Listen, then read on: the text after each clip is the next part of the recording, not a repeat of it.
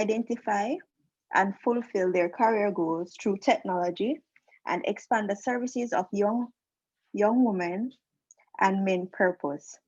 It's an NGO providing career guidance and mentorship to young people in Jamaica, which was founded in 2009. Lanicia is passionate about youth and community development and has received several awards for her work, including the Commonwealth Youth Award of Excellence in Development Work and the Jamaica Governor General's Award for Youth Leadership and Community Development.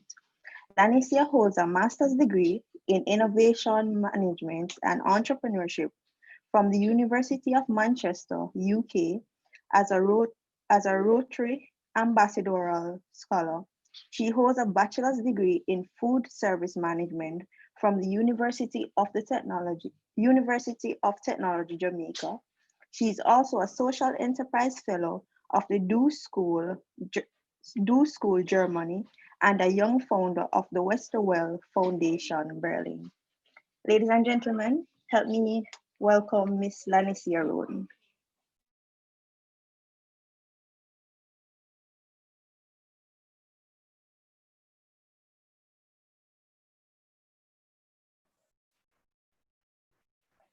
Okay, good afternoon, everyone.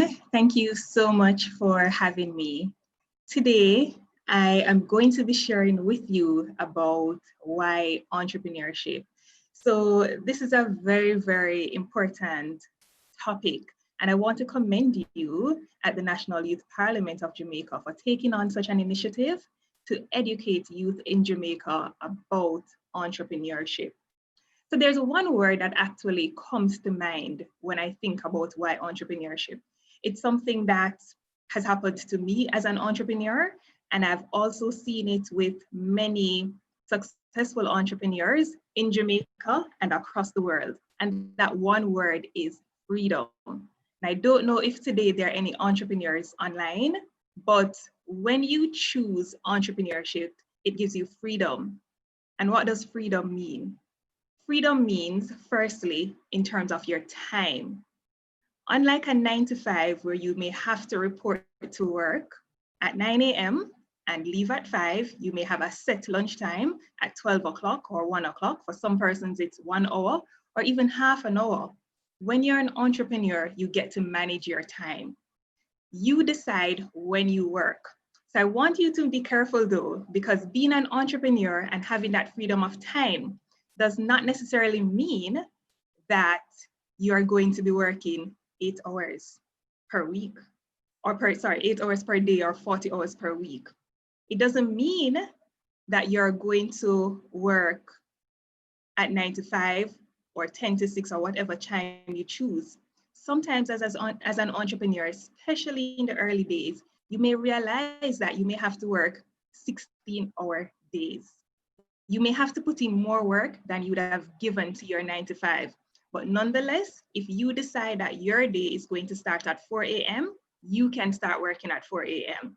If you decide that your day is going to start at 10 a.m., you can start working at 10 a.m. or 2 p.m., whatever time you decide to start as an entrepreneur. And I'll just share a quick story right here with you. So when I started my first business, Lamont Concessionaire and Catering Company, back in 2009, I had the freedom of choosing when to work. I had the freedom of sleeping late, sometimes waking up 8, 9 o'clock, you name it. But guess what? The night before, I would have been up at 2 p.m. working when friends of mine, colleagues of mine were fast asleep. So I had friends who would say, sometimes I would get calls in the mornings and I would answer, and persons are like, oh, you're so lucky to be waking up this hour, in the morning, or to be still in bed. But they would not have seen when I was up until 2 a.m. pre-prepping for a function that we had.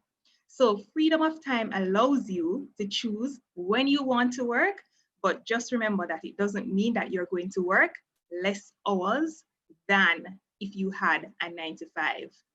In terms of time also, you get to manage your time better. So now you can plan. If you have something to do, maybe at the bank, on the road, you want to go to another function, guess what? Because you're managing your time as an entrepreneur, because you have that freedom, you are able to decide what you want to do and how and when you want to do it. I also remember as an entrepreneur, I operated a catering company. I no longer operate that company, but now I operate a social enterprise and I also run an NGO. And because of the work that I do, especially in the NGO and the social enterprise, I've had to travel quite extensively over the last couple of years. There were years when I've had to travel 3 times for the year. To date, I've gone to over 16 countries. And if I had a 9 to 5, I would not have been able to get up and go abroad for 10 weeks or for 2 weeks or for even a week to participate in different training programs, in different fellowship programs. But the freedom that I had as an entrepreneur allowed me to do this. So again, that is one of the benefits of choosing entrepreneurship, that ability to manage your time, to do what you need to do to get your business going. Another thing that it allows is in terms of freedom is your money. When you have a 9 to 5, what happens? Most times you don't determine your salary. So you may be able to negotiate with your employer in terms of what you will accept or what you won't accept. But at the end of the day, there's still a cap. There's usually a range and a limit. As an entrepreneur, you get to decide the salary that you want to pay yourself. Now, how do you determine the salary that you want to pay yourself? You have to put in the work. When you start your business again, you may not be able to pay yourself as you'd want to. So I had an ideal salary. I've always said that I wanted to pay myself. I just share some insights with you. I've always said I want my companies to pay me $500,000 per month. That was the ideal salary that and I had that as a starting salary, right? But that was the ideal salary that I had in mind for my business. And initially, of course, I was not able to take $500,000 per month because the business was not making that. But guess what? It is on my vision board. It is something that I've been working towards. And so over the years, I've had to strategize. How do I get to this point? What strategies do I need to implement in the business? How many more clients do I need to get? How many catering services or jobs do I need to get per year? How many students do I need to get subscribed to our platform? Or how many mentoring sessions do we need to conduct? How many consultations do I need to conduct in order to earn this ideal salary that I have for myself? I've heard from many successful entrepreneurs, when they were in employment, they were not earning as much as they're able to pay themselves now as entrepreneurs. And again, that came with the amount of work that they were willing to put in, and also over time of building and growing their business. And the final word that comes to mind when I think about the freedom that entrepreneurship gives is it gives you the freedom to contribute to the development, whether of your community and of your society, of your country, and just of the world, because you are now able to fuel and to use your passion to change the world. So what is your business idea? What business idea do you have? Is it an idea just to put money in your pockets? Or is it an idea to solve a problem? To solve a problem that you see people facing in your country? You are able to now contribute directly to helping the world to be a better place. You may not have been able to do that if you have a 9 to 5, because you may be given a job description, responsibilities, and you may not necessarily be able to go out there and do what you want to do, to share your creative ideas, to share your creativity, to share your solutions in certain businesses. And this is not for all, right? But you may not have had that opportunity. But as an entrepreneur, you are able to create solutions that can solve problems in your community, in your country, across the world. And then you are able to generate revenue from this and to live a fulfilled life. So that is the first thing that I want to share in terms of why you should choose entrepreneurship. If you do not have a business idea, then start to look around you. Start to think of the problems that even yourself, you experience, and the problems that exist around you. And also think about the freedom that you want for your life in terms of your time, money management, the amount of money you want to earn, you want to generate in your business and for yourself, and also the impact that you want to make on the society. Now, we're living in a world that is going through a global pandemic. And this has affected many entrepreneurs in Jamaica and across the world. And the effect that COVID-19 has had on entrepreneurs globally has both been negative and positive. Now, we cannot overlook that there are some entrepreneurs who've had to close their businesses, especially those with physical structure who may not be able to now welcome persons into their spaces again due to social distancing, right? So there are many entrepreneurs who may have been operating hotels. We were living in an era where there were many persons who were going into, Airbnb, renting their homes to persons who were traveling. Travel has been reduced drastically. And so these persons will now have to consider, what do I do with this new space that I bought or created for my Airbnb business? Persons in the hotel industry, persons with restaurants, right? You may not be getting the clients that you were getting before. So how can you pivot? How can you change the business to ensure that you still survive? So these are some of the negative effects of COVID-19 on businesses. They've had to be closing. Some persons have had to scale down drastically. They've had to lose their physical space. And because of that, for some, they would have lost income. We cannot ignore the health issues. For some persons, their employees and even themselves as entrepreneurs were at risk. Some contracted and are still contracting, right? COVID-19. So it's all of these negative effects that this pandemic has been causing on entrepreneurship. But even though we have this negative impact, there's still hope. It is still an opportunity for people to pivot their businesses and even create new businesses. So what are some of the positive effects or impact that COVID-19 has had on entrepreneurs in Jamaica and across the world? There are many entrepreneurs who have now converted their businesses into online businesses. There are many persons who they wanted to do this some time ago, but they were itching and they were still just going traditionally and operating on a face-to-face basis. And as COVID-19 hit, when we were on lockdown, there are many places that are still experiencing lockdowns. Persons now had to be creative and innovative and take their businesses online. There are persons who have now start new businesses, right, online to get to persons who may need different services. So for example, you may have persons who are in the digital marketing field. So no longer are people on the street marketing. Most persons were now using some sort of technology. So if your business did not have a social media page, there were persons who were offering that type of service, persons who became social media managers, who became digital marketers, and helped companies who were never online, who did not have their online presence, to now take their business online. There are schools who have now converted to online teaching, online learning.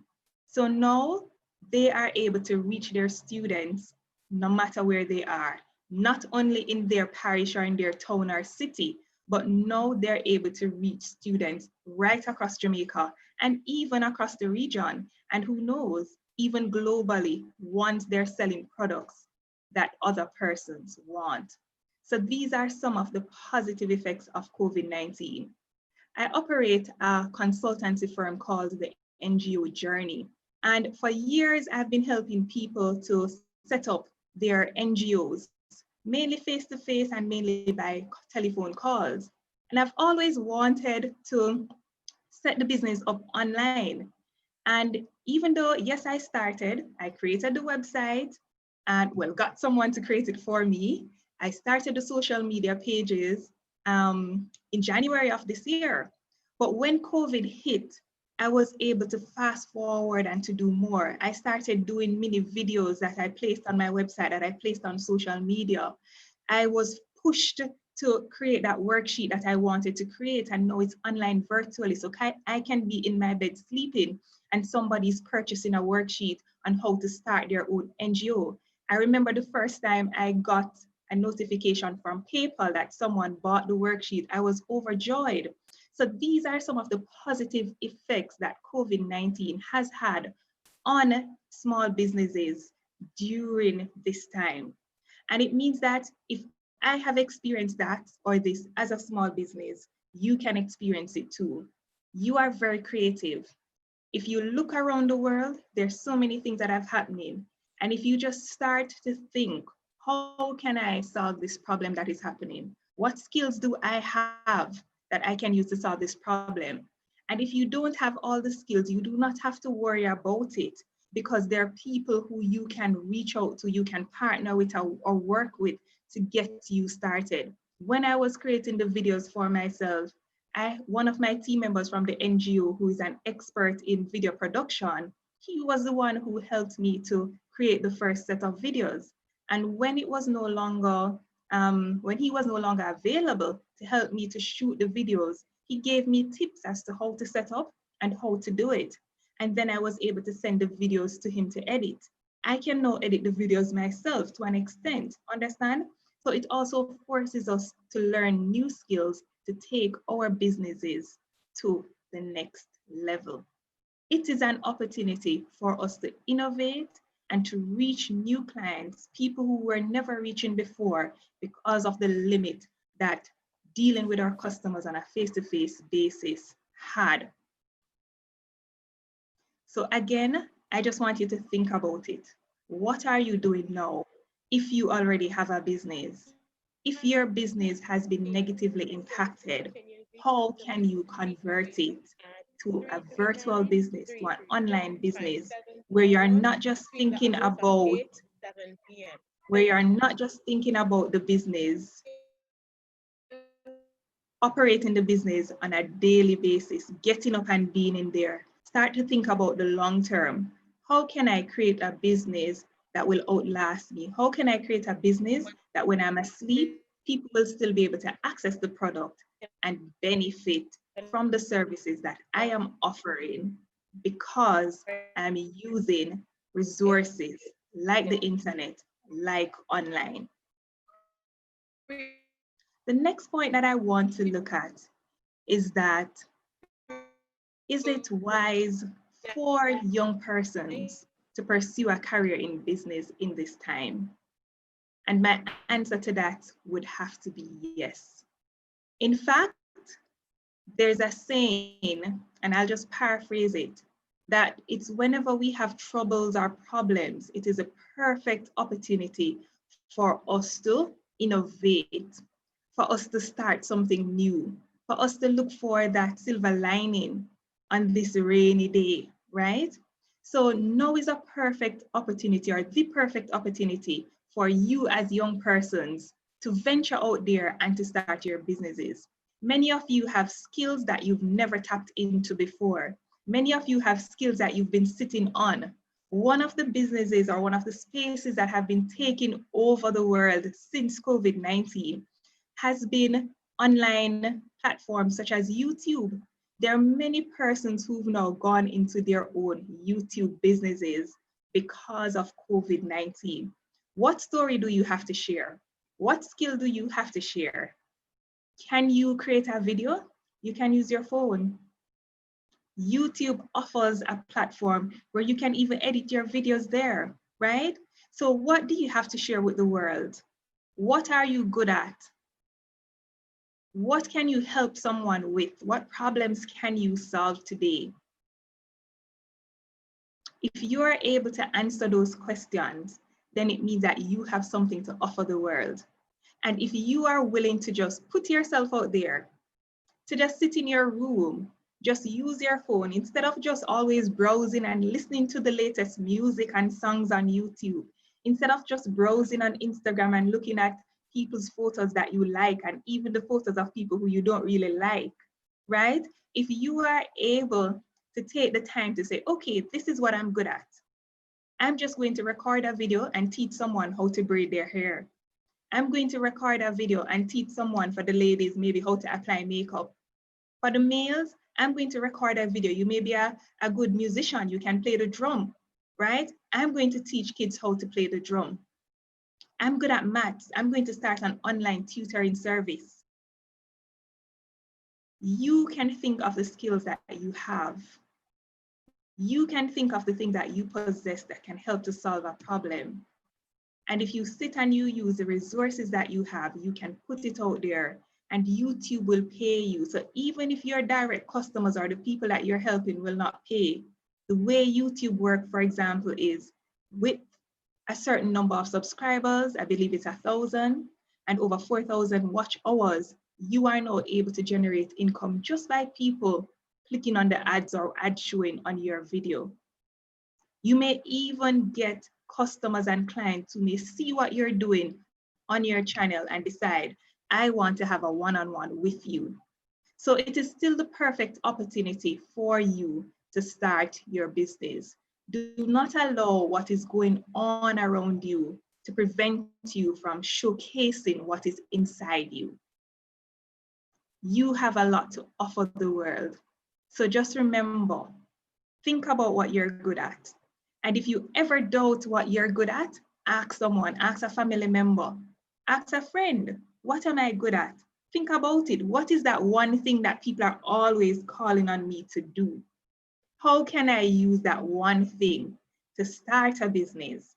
How can I use that one thing to solve a problem?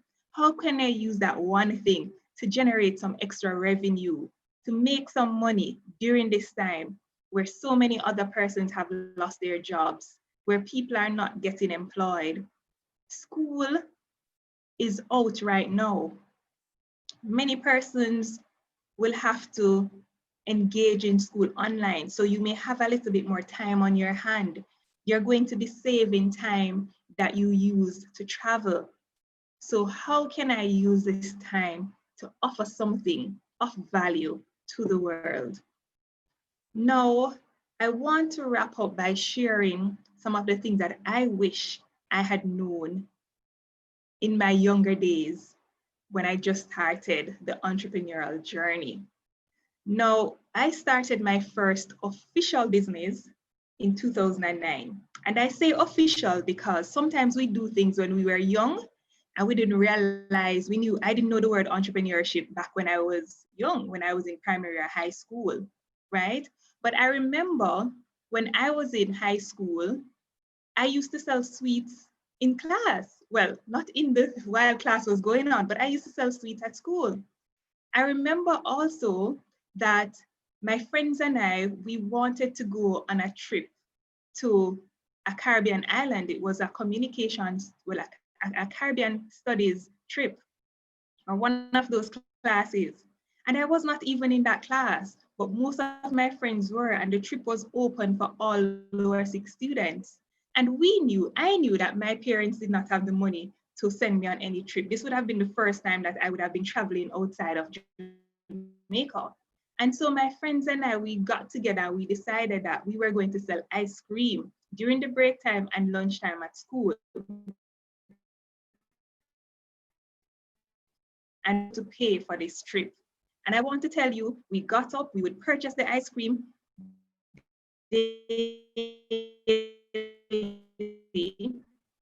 We would put pineapples, M&Ms, all different types of toppings.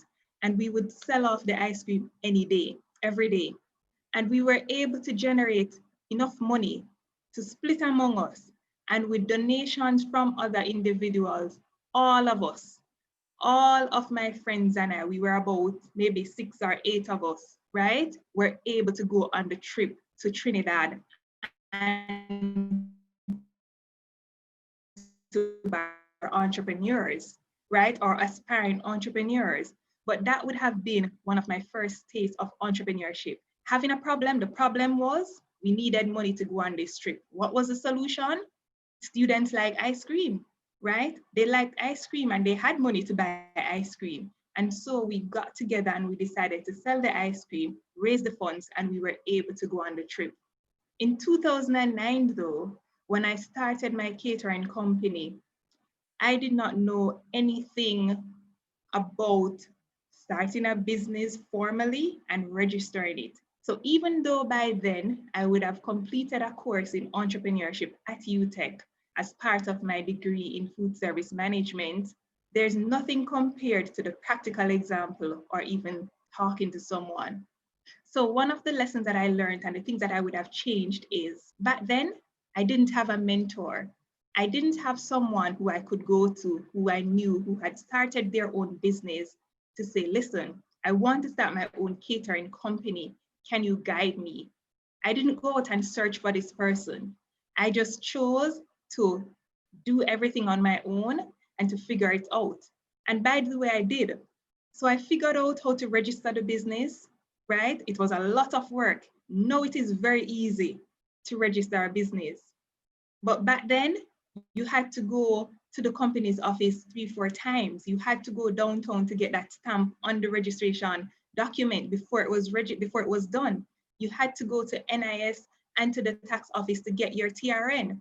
Now, when you register a business, everything is done in one place. Everything is done for you. And so if I knew what I know now, I would have definitely gotten a mentor, somebody who would have guided me through the process to make it a little bit easier, right? So that I would have been able to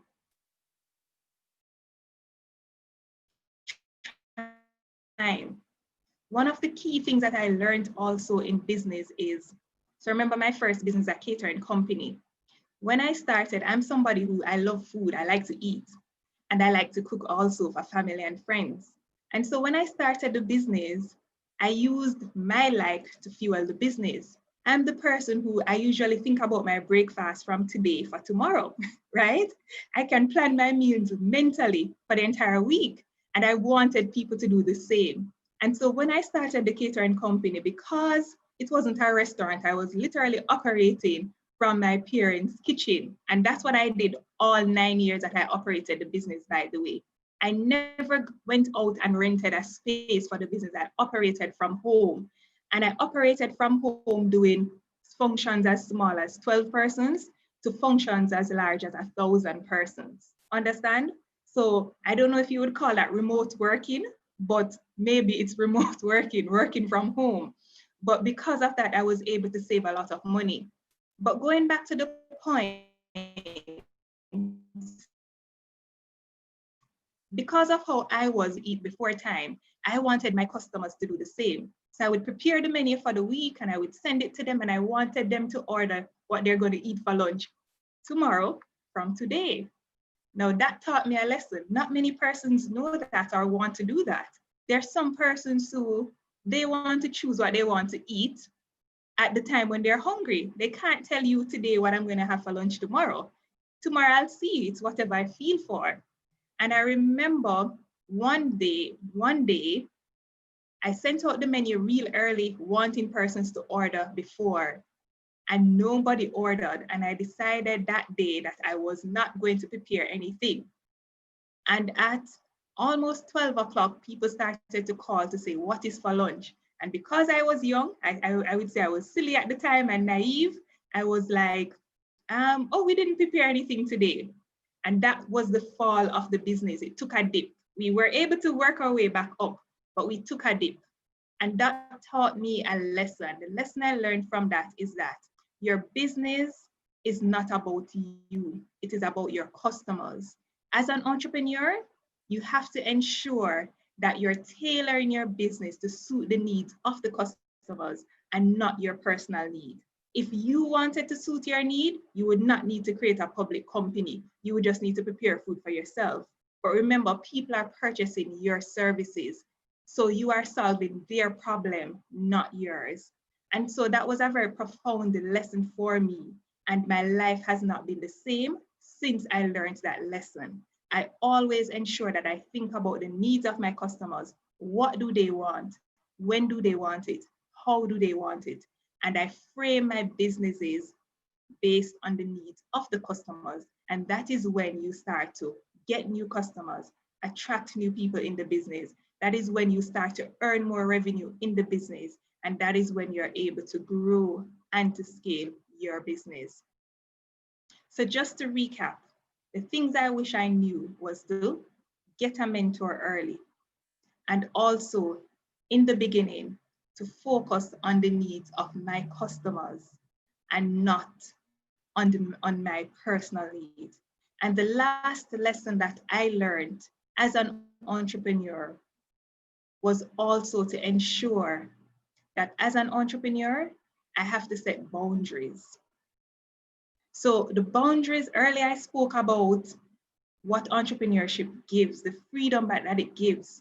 But to be successful as an entrepreneur, I can't wake up at 9 o'clock in the mornings because my customers are already awake. So I need to be awake when they're awake or before they're awake so that I can get to them. So I need to be able to set boundaries that will help me to manage my time wisely so that I can get to my customers.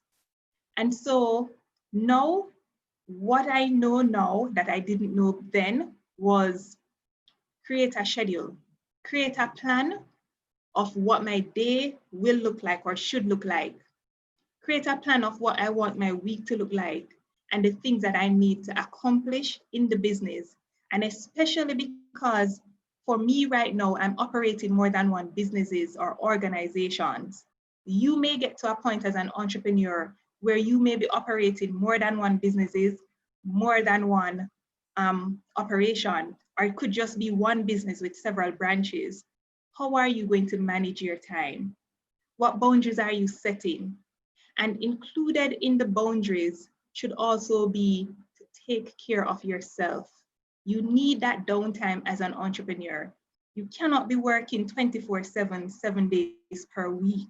If you do that, then it will affect your body negatively. And I learned that the hard way. And so I end with sharing this story to you that taught me that lesson.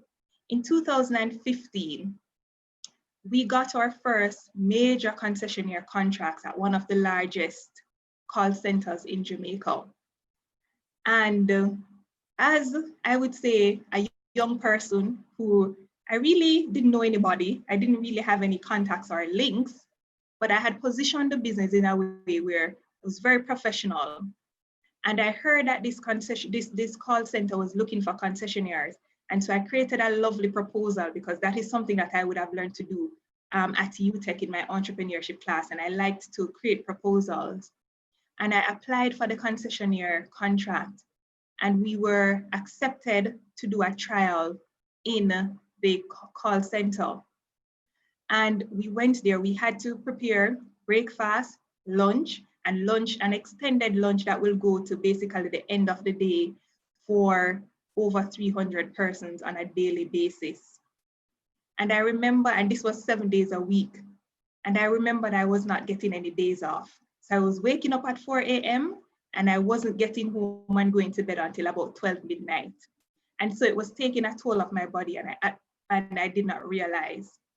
And while I enjoyed what I was doing and I had employees, I had over 8 employees at the time, but in the same breath as the entrepreneur, I had to put in the work, to plan, to do this, to do that. And I was not making time to take care of myself.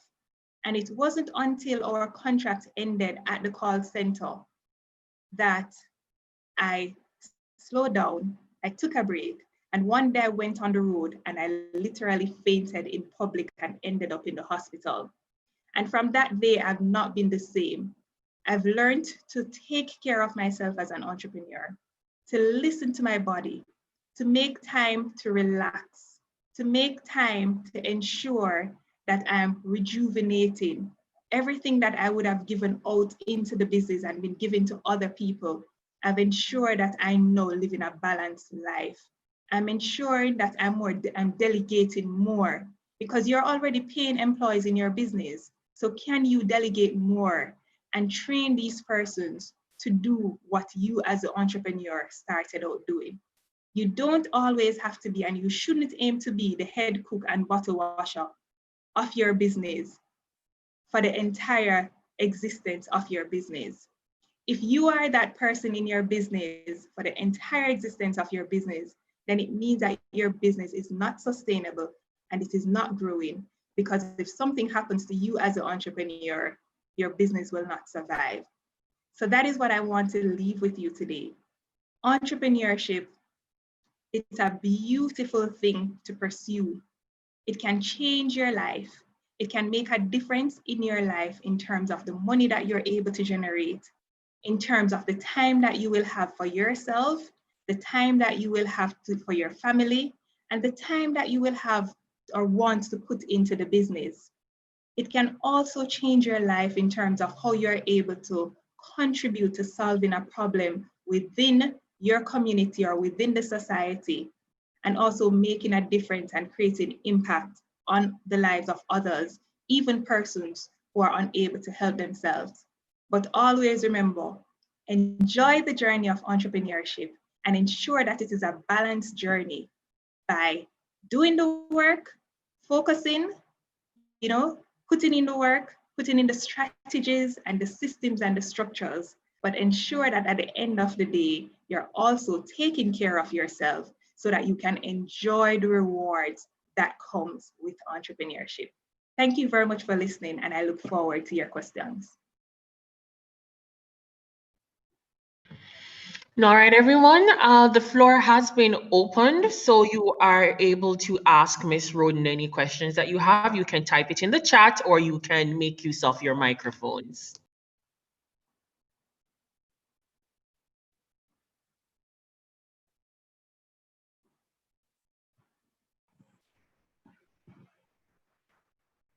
Okay, good afternoon, Ms. Roden. A quick question. So you said you wish you had found a mentor earlier, right? So which means you eventually found one. Where did you find that mentor? Okay, so one of the things that I did as an entrepreneur, I started to look out for different programs, different entrepreneurship programs to help me to grow my knowledge in entrepreneurship and also to network with other entrepreneurs and successful people who have done what I was trying to do. And so one of my first mentors actually came out of a program that I participated in the Caribbean for women entrepreneurs in Jamaica. Sorry, not in Jamaica, but in the Caribbean. And so that is where I found my first mentor. So I would say if you look out, there are many entrepreneurship programs that provide training. Some of them will provide funding. And in addition to the training and the funding, they will actually assign you to different mentors that can support you on your business. Earlier, I heard the presentation about mentors for this program, right? And so this is a perfect example. Here is an opportunity for you to really apply to a program to get an entrepreneur who is a mentor, who can help you to grow your business and to become the best entrepreneur that you can be. If you're not successful, however, in a program or for a particular program, you can look at the entrepreneurs who you admire. If you do a search on Google, you will find them. If you follow platforms such as JBDC, the Private Sector Organization of Jamaica, other platforms where entrepreneurs congregate, just read in the newspaper, you will see features on different entrepreneurs, and you can literally reach out to them. One of the mentors and the persons who I look up to in the NGO sector, I saw her at an event. I've been watching her for years and the organization that she leads. And when I saw her at the event, I reached out to her and I spoke to her and I said, I've always admired you and I would really love for you to be my mentor. So don't be afraid also to reach out to persons who you admire and who you think have something to offer, something that can help you to learn and to become better at what you are doing. All right, so two things. Raphael is giving kudos to you, an excellent presentation. She feels very motivated and ready to take that chance, and she's saying thank you so very much. Chev Campbell is asking, let me see, good afternoon. I'm not able to open my mic because I'm currently at work. I'm not sure if this was covered.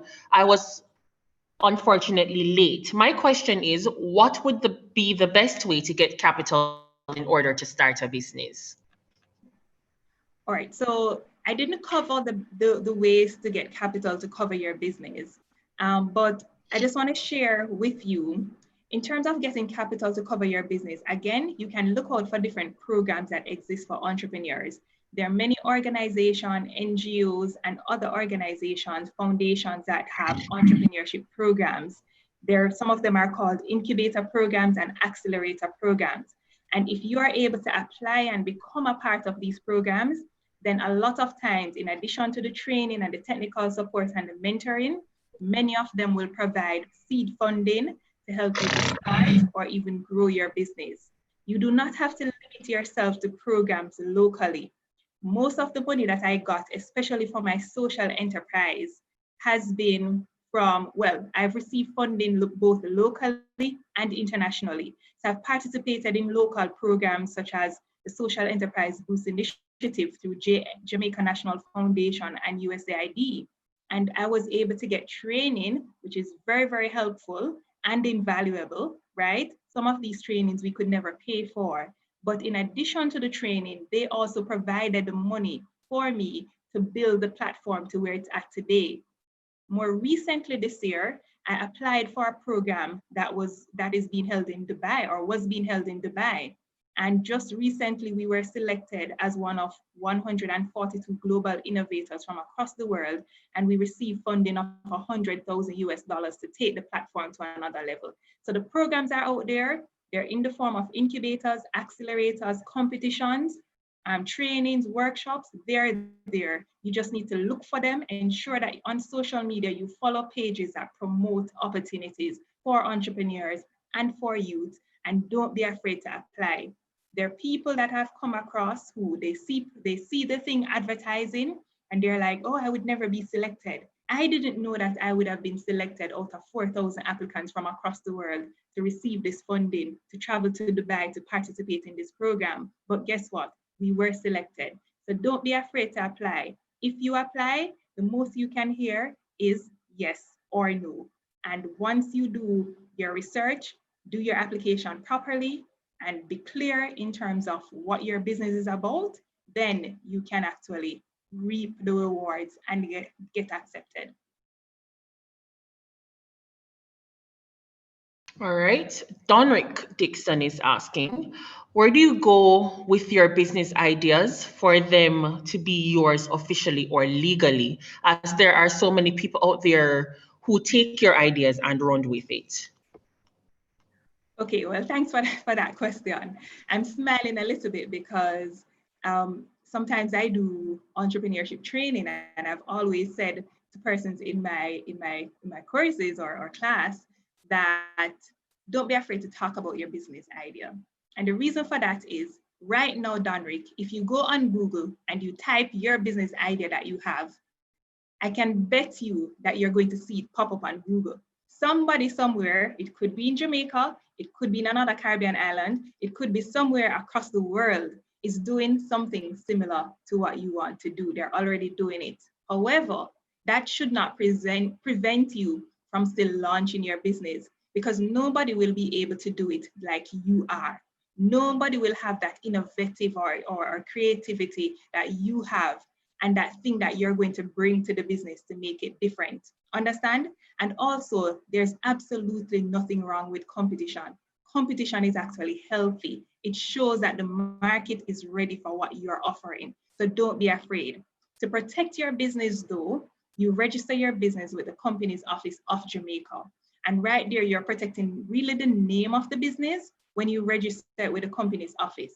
If someone else or another business exists with a similar name to yours, then you won't get that name, because the Company Office legally protects the name of your business. In terms of to protect what you do, so say for example, you invented something new, then you have to do what is called patenting, right? In Jamaica, the organization responsible for that is JIPO, Jamaica Intellectual Property Office. So you can actually go to JIPO and register whatever trademark that your business have, whatever you think is unique for your business that you will not want anybody else to use or to do, you can register it here with JIPO. If you want to do this globally, if you want to scale your business, then it means that you'll also have to register for international patent. But JIPO can tell you all about that, how to do it. But those currently are the legal forms in Jamaica to register or to protect your business name and to patent something that you have created.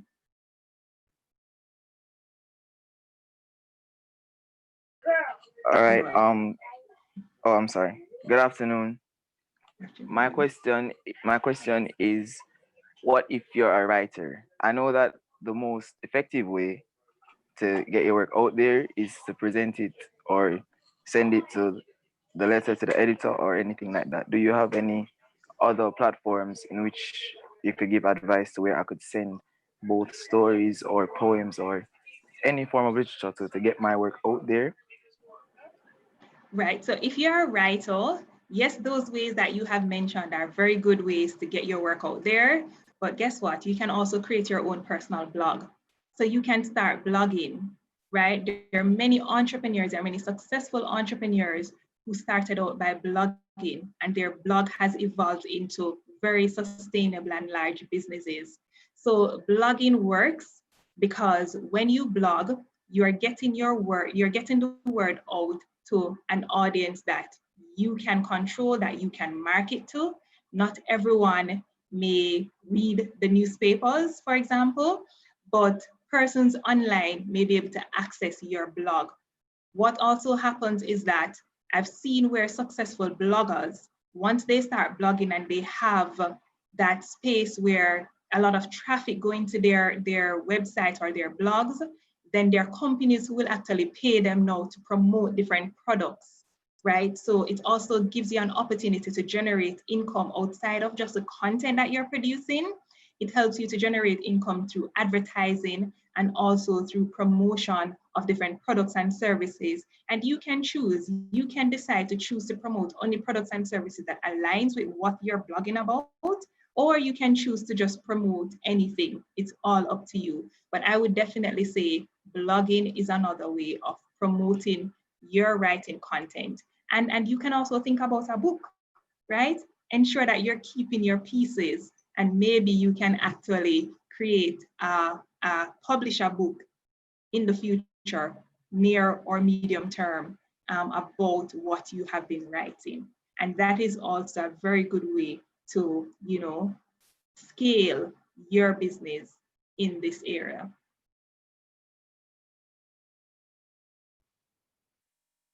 All right, there's another question being asked. However, Kwesi was asking a question about how do you move on to the employment stage.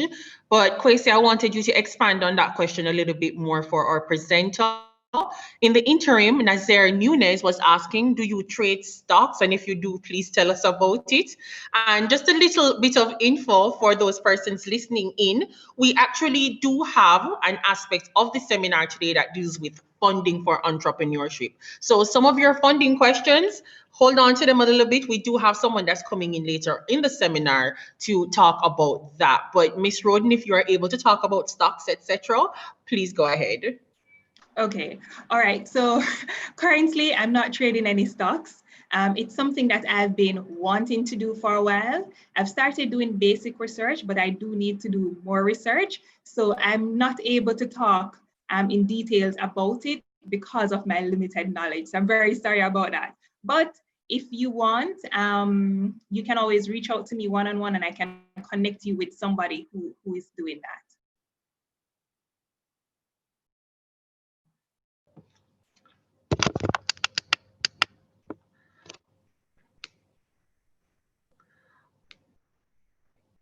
Okay.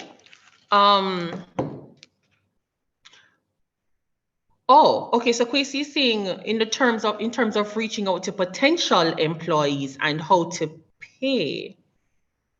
So let me see if I can gather all of these thoughts together from Kwesi. I'm sorry. Okay. I would like to ask, how do you move on to the employment stage in terms of reaching out to potential employees and how to pay? Okay, so that's what Kwesi is asking. Okay. All right. So usually for me, if I need to employ someone, I usually create an ad, whether it's a flyer, or I also reach out to, if I'm looking for a particular skill. So for example, let me give you a practical example. When I was employing persons for my catering company, I reached out to my connections at Heart Trust, because you know that they have skills, they would have had persons who've been trained in the area. And so usually Heart institutions can recommend or connect you with trainees who would have completed the program in food and beverage or whatever it is that has the skills that you need.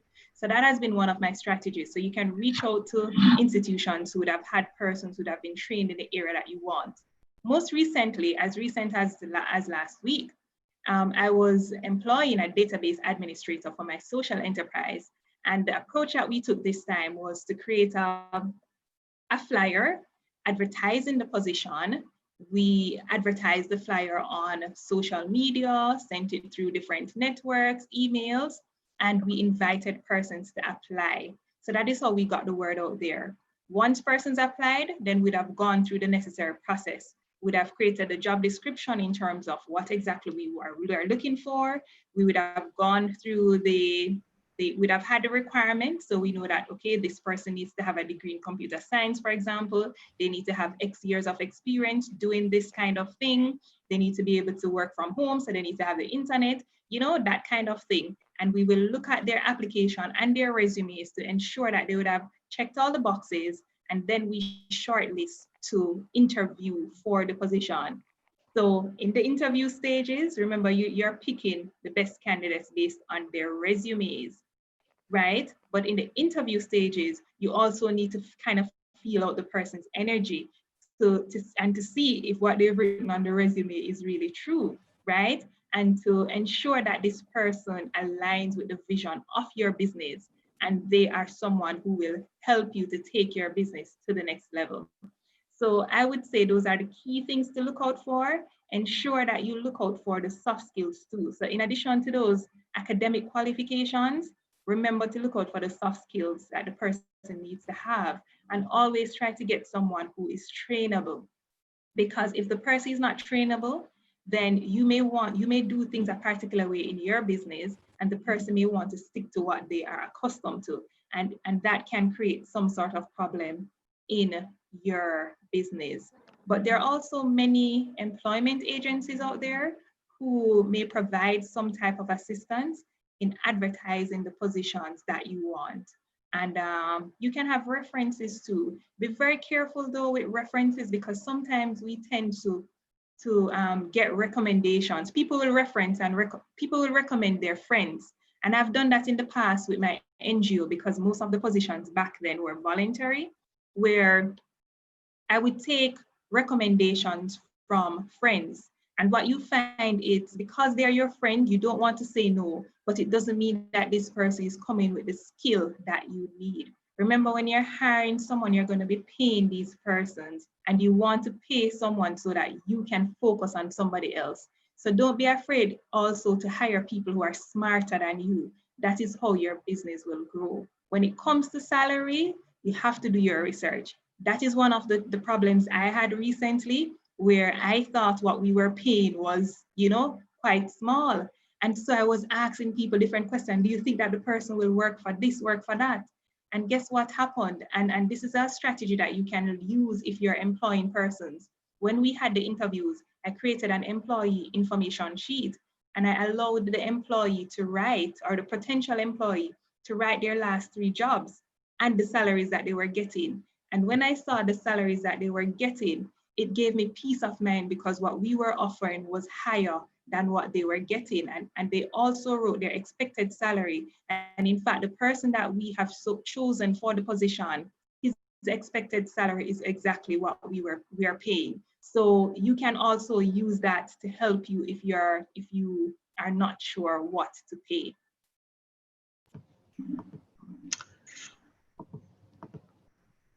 All right, it seems like time flies when we're having fun.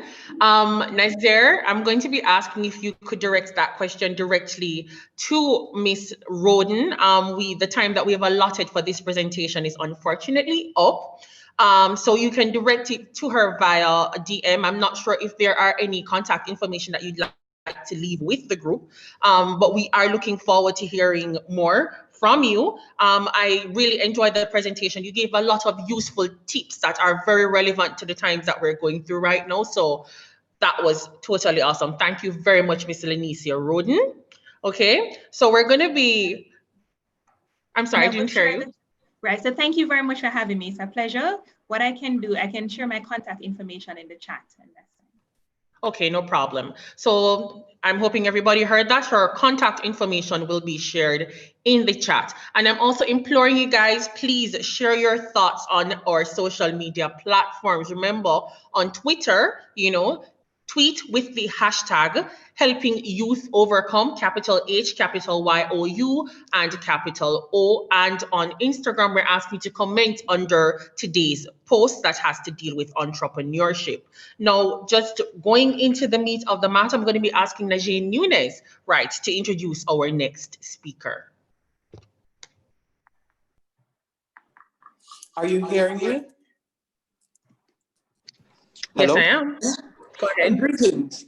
All right, ladies and gentlemen, today I am honored, humbled, and privileged to be able to introduce to you a woman who I know and love, a woman of intellect, a woman of talent, a woman of true exuberance. And I'm sure by the end of her presentation today, you will feel the same. Ms. Tishona Indomitable Mullings is a social serial entrepreneur and a master personal development trainer with over 10 years of experience in training and development.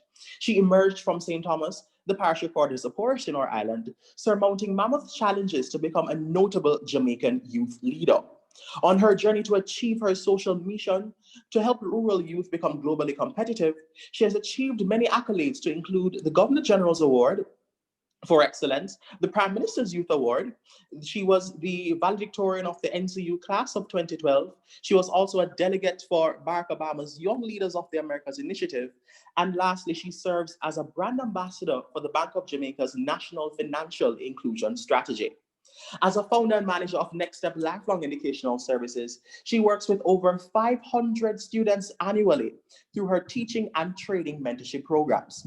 She also works as a consultant for High Trust NTA in areas such as business readiness skills, customer service, and professional development. Her work has landed her an award for rural regeneration from the USAID and JN Foundations in 2018. She now specializes in corporate training, especially in assisting millennials to perform at optimum levels. She continues to excel in this her course of work, and in May of 2019 received another award for being one of the 30 most influential young leaders under 30 in the Caribbean. Ladies and gentlemen, please put your hands together, or in this case, your hands on the mouse, and direct the mouse to the hand clapping emoji in the reaction segment to introduce Tishona Indomitable Mullings, the social entrepreneur extraordinaire. All right. Good afternoon, everyone. I hope you can hear me loud and clear. Can you hear me loud and clear? All right. Thank you, Don Rick. So please go ahead and indicate via a thumbs up if you can hear me. If you know me, I love interaction. So getting used to doing presentations online is something that takes a lot of getting used to for me, because I like to be in the room to feel people and to engage with people.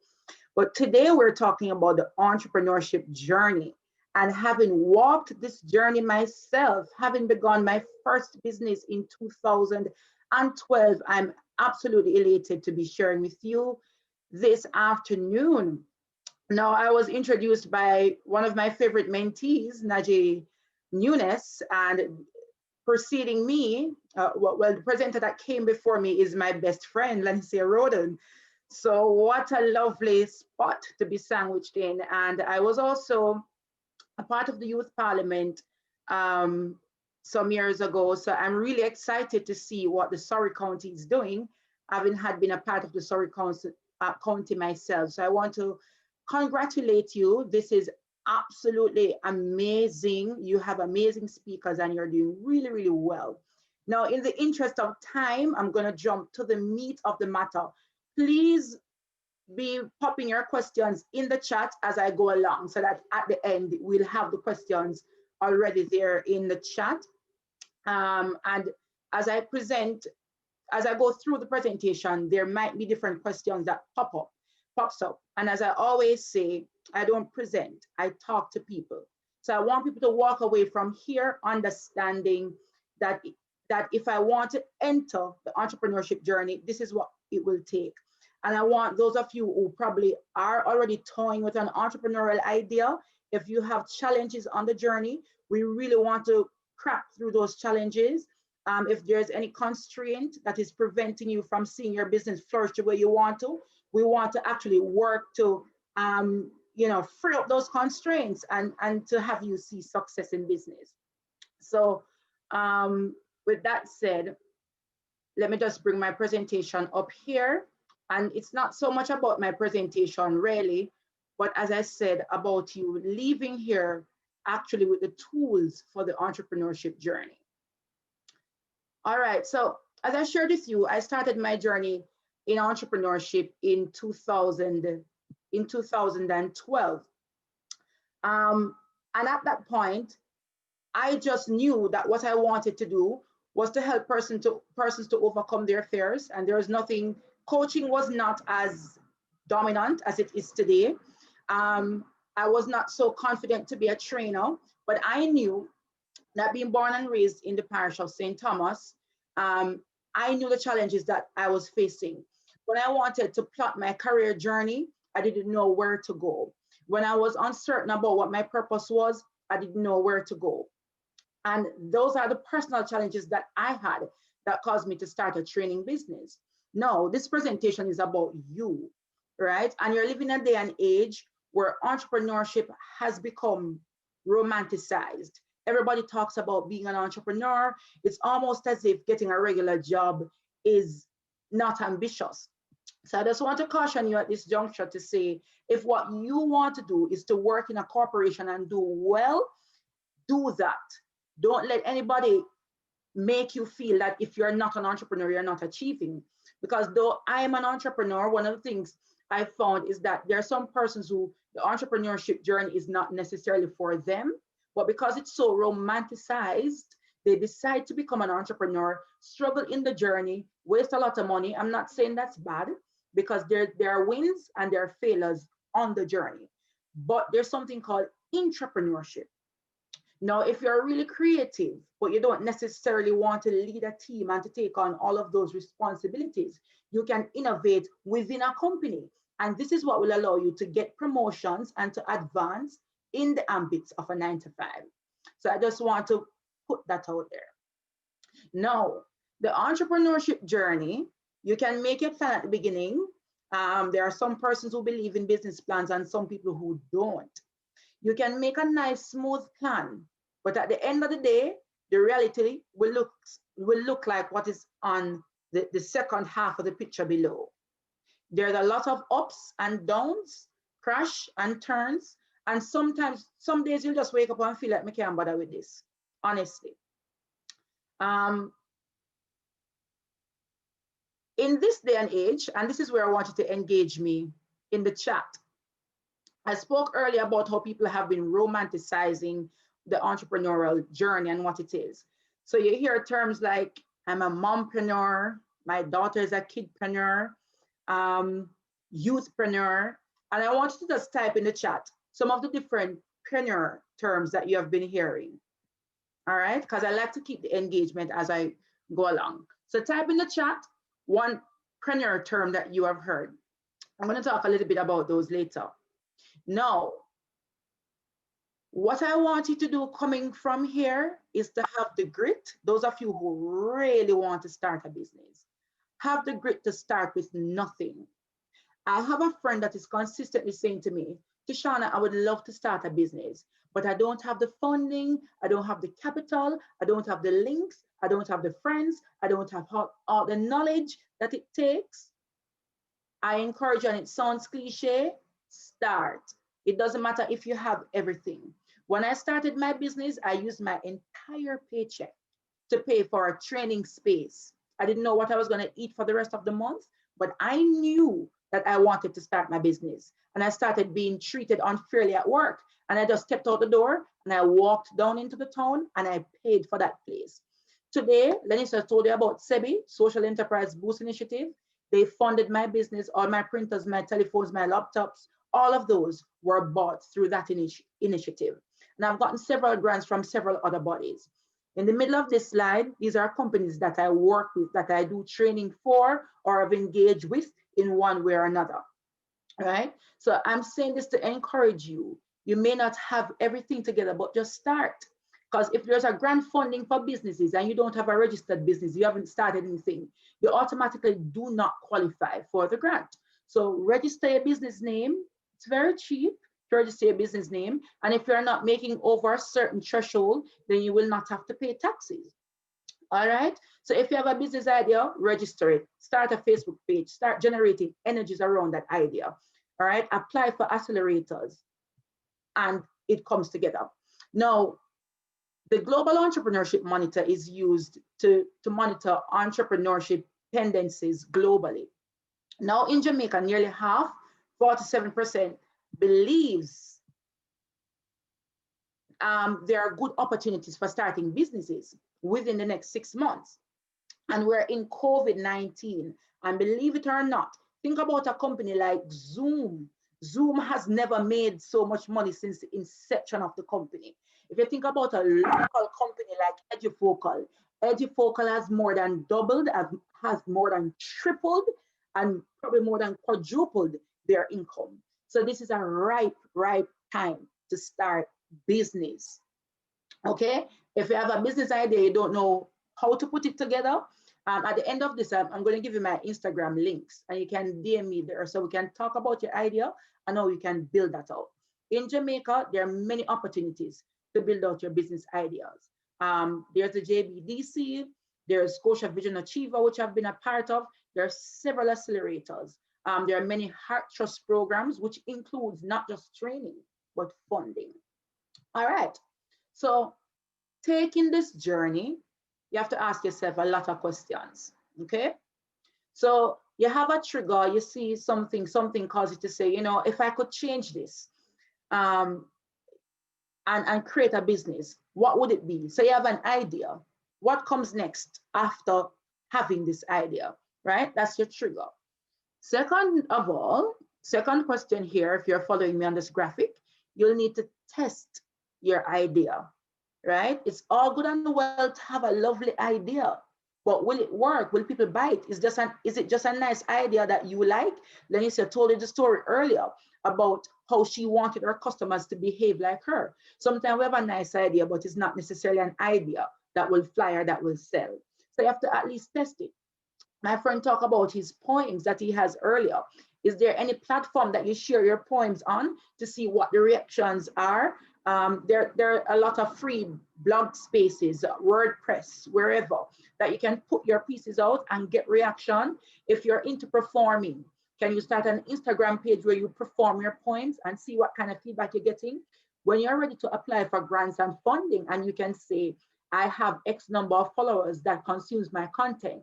I have a blog space where I have 105 people signed up on my email list. You understand? So this is how you start. What customers do you want to pick? So you're going to think about your niche. Who do you want to serve? I was listening to something the other day. Some of you who know me knows that I'm a chieftain scholar currently studying in London. And I'm studying entrepreneurship, right, for my dissertation. So these are entrepreneurs in the educational space. And I was listening to a presenter who said, you need to know your customers so well that you know at what point of the day their pain points affects them most. For example, if I'm doing some learning materials for social studies teachers, maybe on a Sunday night when they're bringing their lesson plans together is when they feel the hunch the most to say, I wish I had somewhere where I could find some resources to help me.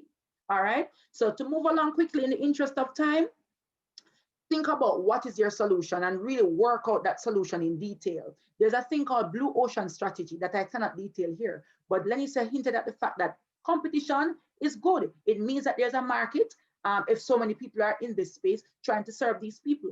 How can you innovate to be different from everybody else that's in the space? And how can you plan ahead that to say, if I do this and then follow, then I go do this. And when we do that, if them follow, then I go do this. So you're always not just one step ahead, but many steps ahead of your competitors. All right. How do I sell?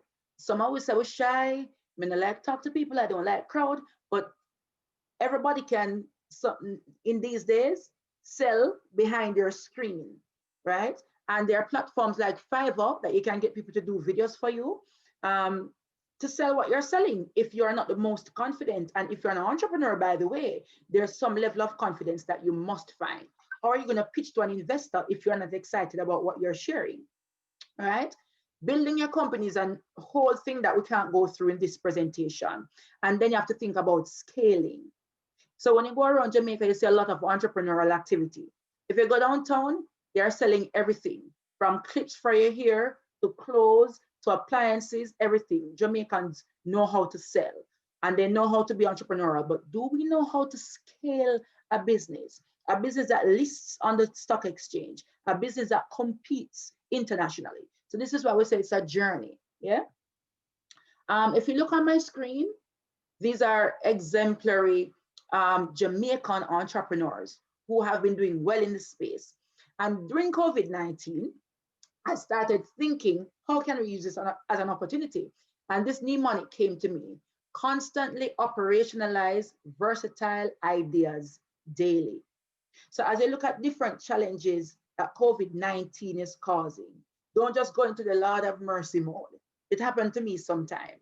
You know what I mean? There's another lockdown, there's another this, there's another. You're going to the Lord of mercy mode because it's like, when is it gonna stop? But are we really cashing into the opportunities that COVID-19 brings? Are we constantly operationalizing versatile ideas daily? Now, to go through the entrepreneurial journey, you need to have some soft skills, right? The hard skills are necessary, but also are the soft skills. So you need leadership skills, definitely. You think that when you stop working, I don't know how many of you are working or how many of you are still in school, university, etc. But it's not easy to manage people. And just as well, when you're working with a boss or a co-worker, when a nice to work with, when you start your business, the people problems don't stop. You can choose who you work with, but guess what? People will always be people. All right. You still need to learn to work with a team, because not because you're a boss. If you're a boss that think that you're going to just do everything your way, you'll see what will happen when you don't have a team that is working congruently with you, right? You need to be able to communicate well. And if I tell you a quick story, I've had young people who were working with me when they want a day off. Them just say, Miss, me Africa, my baby got clinic tomorrow. Now my immediate reaction is, excuse me, if you want a day, then what? You apply for a day. But I have to learn that, look, this young person is also learning, how do I communicate, right? So I had to learn that, to say, okay, I hear you and I understand this need, but let's talk. When you want a day, how it works in the professional world is this day, this way, except XYZ, right? So you have to have that level of patience while you're thinking about the fact that you want to make money and you need to make these sales. And a lot of times I get distracted about the caring for people, because guess what? I have money to make right now. So I just get caught up in that, and then I have to reel back and say, hey, these are real people with their real issues. They are not only thinking about if next step makes money, they have real lives too. So it's a balance, and that's a part of the journey. All right. Now, to wrap up, let me see how fast I can do this. If you're going to be an entrepreneur in 2020, in this age, and let me tell you, it's the best time to be alive. I don't know about you, but I know about me. I'm glad that I'm a millennial living in this age. Anything that you want to do is possible, literally, right? And I've done it. I've traveled the world, Morocco, Ethiopia, Ecuador, Peru, all over the world. And guess what? I'm not paying no money because I'm willing to professionally beg, right? And that is applying for grants and looking for programs and writing places and people. Yeah, it works, okay? And I've done that. Now, the economy that you're living in is one that is run by what I call new power. And you can do some research on this in your own time. Old power is like currency. Everybody want to hold on to it. But you see, new power is like a current. It is made by many. And let me show you how this is connected to entrepreneurship, right? So traditionally people just consume, but now we're in the sharing economy. We're in the shaping economy. We're in the funding economy, producing and co-owning.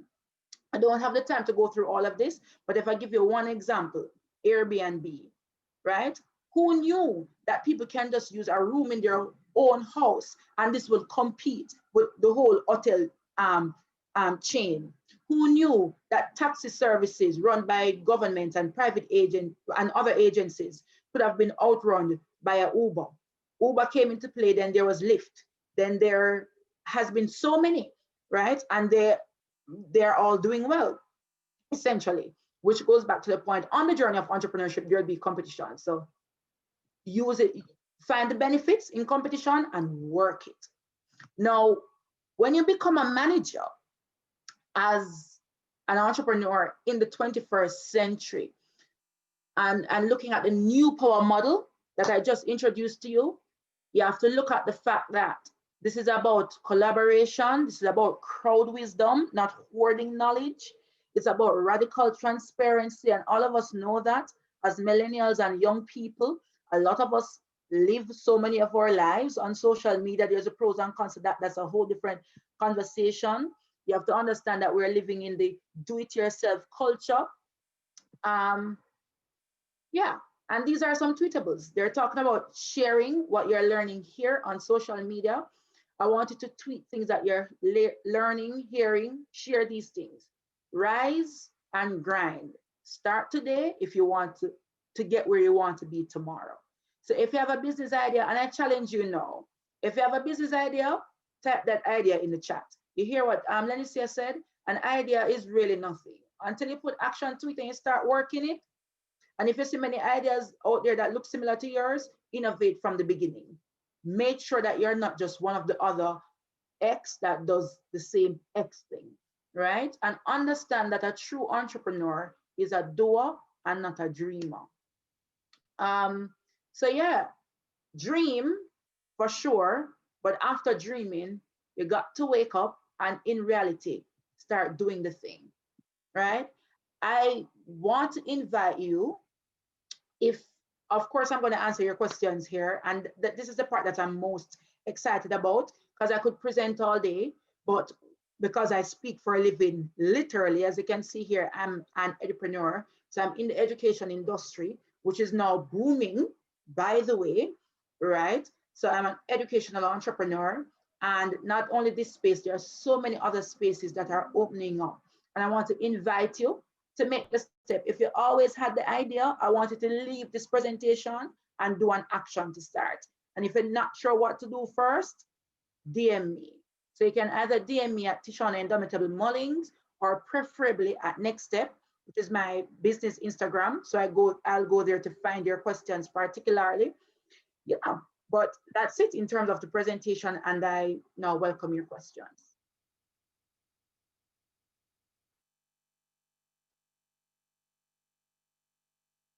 Where's our host? I am still here. I'm wondering why everybody is shy. Kwesi, I'm not sure if this question is for Mr. Shauna Mullings, but it happened during the presentation. He's asking, how do you apply for an accelerator? All right. So before I answer Kwesi's question, just to reiterate some of the things that Lenicia said. Lenicia has been an entrepreneur for over 10 years. I've been an entrepreneur for over 8 years. You're going to hear from 2 other persons, including a friend of mine, Ricardo. But look, ask your question. No question is dumb. And I'm willing to, I believe in abundance, so I don't hoard ideas. As I was talking about the sharing economy. So anything that I can share with you to help you to advance on your entrepreneurship journey, I'm willing to share, okay? So the chance is yours. Kwesi, applying for an accelerator will vary. There are various different business accelerators, right? There are some for social entrepreneurs, there are some for tech entrepreneurs, there are accelerator programs that are a bit more general, and sometimes they will look for applicants based on your stage of business, whether you're in early stage, whether you're in growth stage, for example. And so it comes down to what they are particularly looking for. So you have to first search for an accelerator. Generally, they'll ask you what your business idea is. Why are you passionate about doing this? They'll ask you questions around who your niche is, um, and what's the solution that you're bringing to this niche? What's the problem that you're solving? So these are the questions that they'll ask. And if you just look for a simple business model canvas on Google and just practice answering those questions and just keep that like in a Word file so that every time you're applying for an accelerator, you can cut and paste where applicable, because most of the questions are often quite similar for almost any accelerator program. Okay. So I see Siobhan on here and a couple other people that I know. I'm not sure why you're being shy today, but I really invite you to ask questions. Okay. Japan Sutherland has a question for you. In a landscape where you are creating something you believe people need, how do you advertise to consumers to get them to realize that this is a need? All right, so I guess, Javon, you're talking about probably something that people don't realize that they need. So now you're looking at informational marketing. So you now have to find creative ways to inform people so that they can understand this need. And this is something that I've had to deal with. When you're not selling clothes or food or something that people must have, you're selling something like training and coaching services. People don't know that they need that. So you have to create what you call your customer avatar. And if you have gone to any entrepreneurship training, you'd have been exposed to what a customer avatar is. Who is this person that needs your product? How old is the person? What does the person like? What are their dislikes? Where do they go? Where do they shop? Where do they have fun? You know what I mean? So figure these things out. So first of all, you know where to find the people that you're looking for. Okay. And now, and finding people where you're looking for them also applies to digital spaces. So the people that you're looking for, are they heavy Twitter users? Are they usually on Facebook? Are they on Instagram? So, and what kinds of things do they respond to? Do they respond better to video content? Are they more visual? So you have to think about all these things when you're designing your marketing pieces, right? And it can go from using Canva to make beautiful informational slides, to doing informational videos, and they can be very short. A lot can be said in 30 seconds. If it's something that you can give a free webinar, a free workshop, or that kind of thing around to share. So let me look at your question one more time to make sure I answer you. So in a landscape where people are creating something, you are creating something you believe people need, or do you advertise to get the customers realizing that need? So sometimes you just have to highlight the need, you know? Are you feeling X, Y, Z way? If I'm feeling that way and I hear that, and then you tell me a solution, then bam, I want it. And for example, before, I don't remember what you call these things that you put at the bottom of your laptop so it doesn't overheat. Before, something was called that, whatever the name of it is, somebody thought of it and I had that need. I didn't go to ask for it because it didn't yet exist. But when somebody said, are you having this problem? Then I respond to the need, to the product rather. All right, Yanish Bennett is asking another question. For an individual who has identified that they possess baking skills, what advice would you give to an individual interested in starting a business in that area? Since that business area is not in demand, what would be your advice to such an individual in this pandemic? All right, first of all, you don't want to start out by throwing any cold water on your business idea, okay? If something is fact, of course, you want to embrace that this is fact and, you know, this is not in demand. But I don't think for a baking business, that's necessarily true. If you look at bigger businesses like National Bakery, like Honeybun, are they still in business? Yes. What do they do? Baking. What have they done? They have innovated to create these little packages that are dropped off at people's home. Look how many people are doing all these kind of care package things. You know what I mean? So if you put your thing together nicely, you can probably even pair it with something else that people need.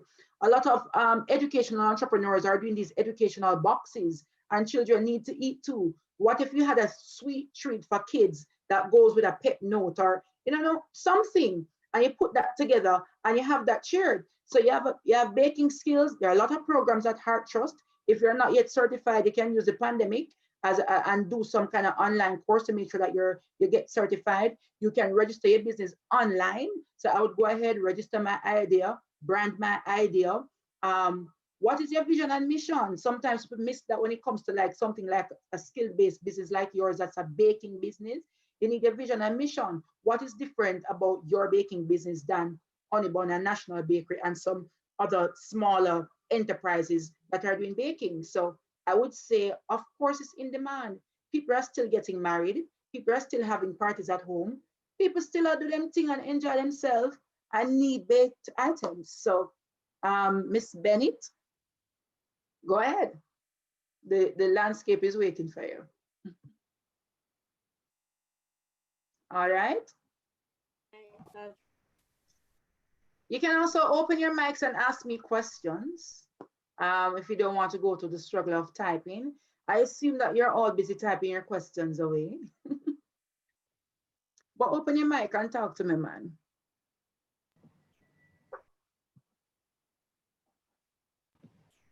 I heard someone speaking earlier. Where is she gone? All right. All right, Tracy. Okay. Do you want to read the question? You can go ahead if you like. All right, sure. So for persons who have skills in giving advice and listening, how do you go about starting a business around that? So first of all, you will have to structure your business idea. What kind of advice are you giving? Who are you listening to? So just like any business, you have to start out with what's the problem that you're solving, who has the problem, and what is your solution. So you're giving advice. Is it career advice? Is it advice on how to start a business? Is it advice on how to take care of your hair? Is it fashion advice? So you have to detail what the advice is, and who do you want to listen to? Is it these same persons that are looking for the advice who might have struggles in the same area? So you will now have to brand yourself as a, whether it's a career coach or it's a fashion coach, or if you don't like the word coach and you want to create training packages. So you have to first designate what kind of advice it is that you're giving and who are you listening to? What's the problem that these people are having? And brand that properly. There are many persons in this space that supports with that kind of branding and packaging and helping you to detail that idea, right? So if you DM me directly, I can connect you to quite a few people in my network that specializes in this area. All right. Tracy Ann. All right. So I believe that everything was clear then. I'm hoping it's, oh, Javan says to wait. Okay. I guess they're typing, but why don't you just open your mouth and talk to me? That's what I like when I'm in a room, because it can directly draw out people to say, talk to me, let's go. All right. I wanted to know if you had any tips per se for making these short infographics, if you could call it that, because I don't want it to be overbearing and I don't want it to be, yeah, if you have any tips on that. Yeah, so essentially, us, there's so many things in people's faces nowadays. So every time you open your phone, there are ads popping up. You go online, ads popping up. You go on the road, billboards, everything in your face. So people like when things are quick, clear, and succinct. Okay? So if you could include pictures and whatever wording you're using, make it short and succinct, and make sure that and you can just use Canva or whichever similar platform to make it really appealing. The caption that goes with it though, make sure that there's a call to action in your caption, right? Because you're not just putting it out there because you want to show people this, because that's kind of what happened with a lot of small businesses, and because people are romanticizing entrepreneurship, everybody wants to have this page and who has the most followers and the prettiest Instagram. But at the end of the day, a pretty Instagram don't always bring in money. So you want to be positioning your graphics in a way where what you're communicating is clear. Use a picture if you can. Share something, because people like freebies nowadays. So share something that is beneficial to them. And then in the caption, have a call to action. How can they contact you? And what are you selling or serving? And it's easy to create a website. You need to own your space online as well. So think about that too as you build out whatever it is your business idea is. All right. I see another question here. For an individual who have already registered their business in one particular area and wishes to switch from one area to another, does that individual have to register under a new name? It depends. So if your course of business has changed, then you have to register your business again. And I give you an example from my personal business. When I was starting Next Step Educational Services, the Next Step, I don't know if you're familiar with that slippers company. So they're called the Next Step, and then my business is called Next Step Educational Services. The names are close, but because our course of business was so different, one is a slippers company and one is into training services, they allowed me to register my business under that name, right? So if it's a different course of business, I would recommend rather that you register the new business under a new name. And when you look at even dealing with JIPO, but when you're ready to make sure that you are owning your intellectual property, if your business is so based. And it's important for almost any business because you can register even your logo with JIPO. And they also register your intellectual property according to the course of business. So you want to be clear about that. All right. If you can't think of your questions now, you can feel free to pop me a question in my DM, preferably on Instagram, and I'll be lingering a little bit here on the Zoom call. So I'm open. All right. Thank you so very much, Miss Mullins. She was talking about the journey of entrepreneurship, the entrepreneurship journey. Thank you so very much for coming here today and sharing your experiences and your skill sets.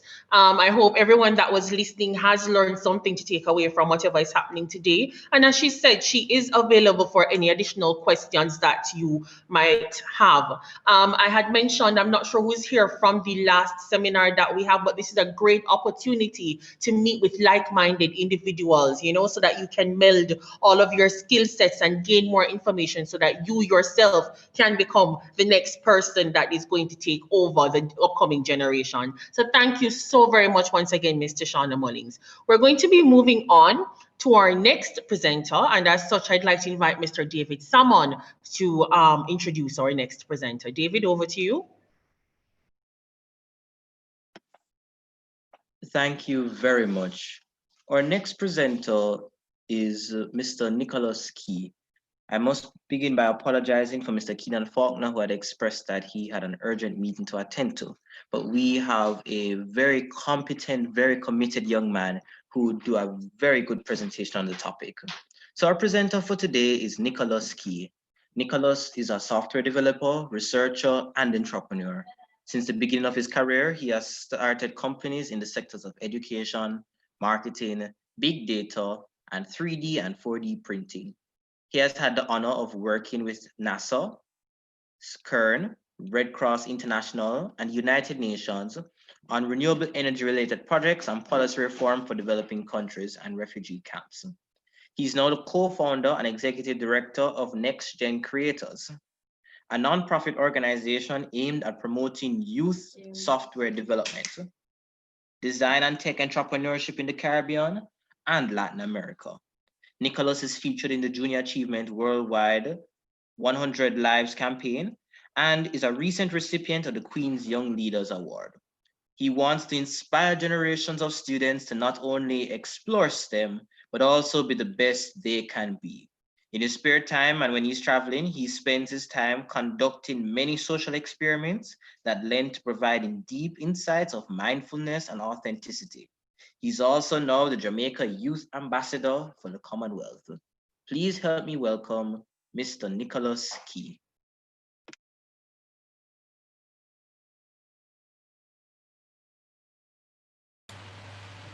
Okay. I'm assuming that you can all hear me. Yes? Live and direct, go ahead, please, Mr. Key. Great. Okay. Let me go ahead and share my screen.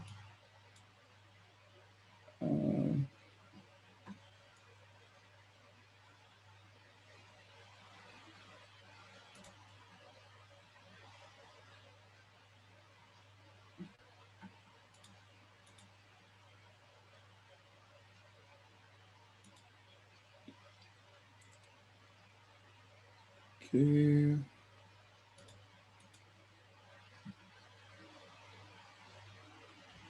Okay, and let me switch. All right, great. So, hi again, everyone.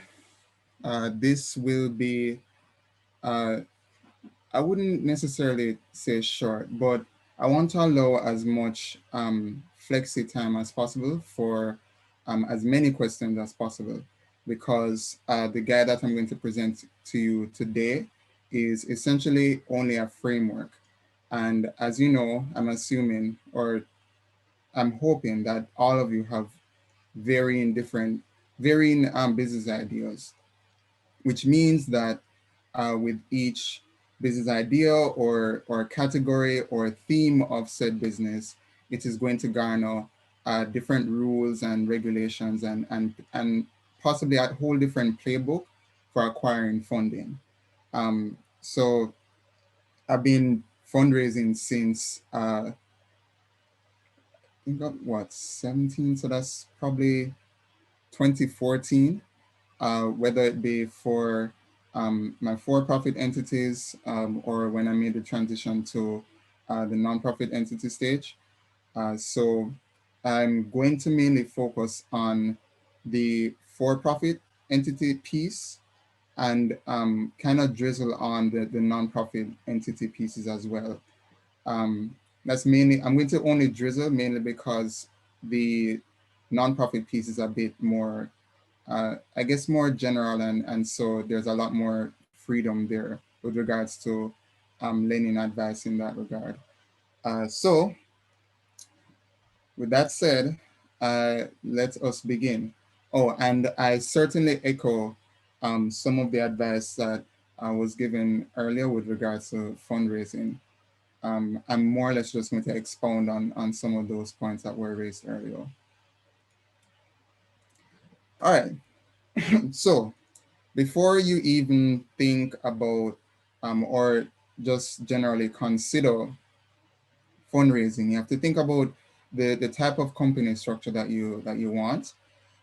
Usually that can be broken down or categorized into a for-profit entity, a non-profit entity, or a non-government organization, or a social enterprise. The for-profit entity is essentially driven mainly by profits. And so with profits coming in, with revenue coming in, sorry, a lot of the profits that are made are essentially pocketed. With nonprofit entities or NGOs, the profits, or rather the revenue that essentially comes into the organization by way of either different donorships or miscellaneous fundraising activities, they are essentially reinvested into the organization, or in many cases, particularly for Jamaica, the revenues are essentially used to complete a project. That usually is the case, fortunately or unfortunately. The last category, social enterprises, they are a hybrid model of the two. And what that means is that at least a decent chunk of the profits, the profits that are made are reinvested into the company, while the remainder is essentially pocketed. And so that last structure is more or less to advance the impact stream for generally the world.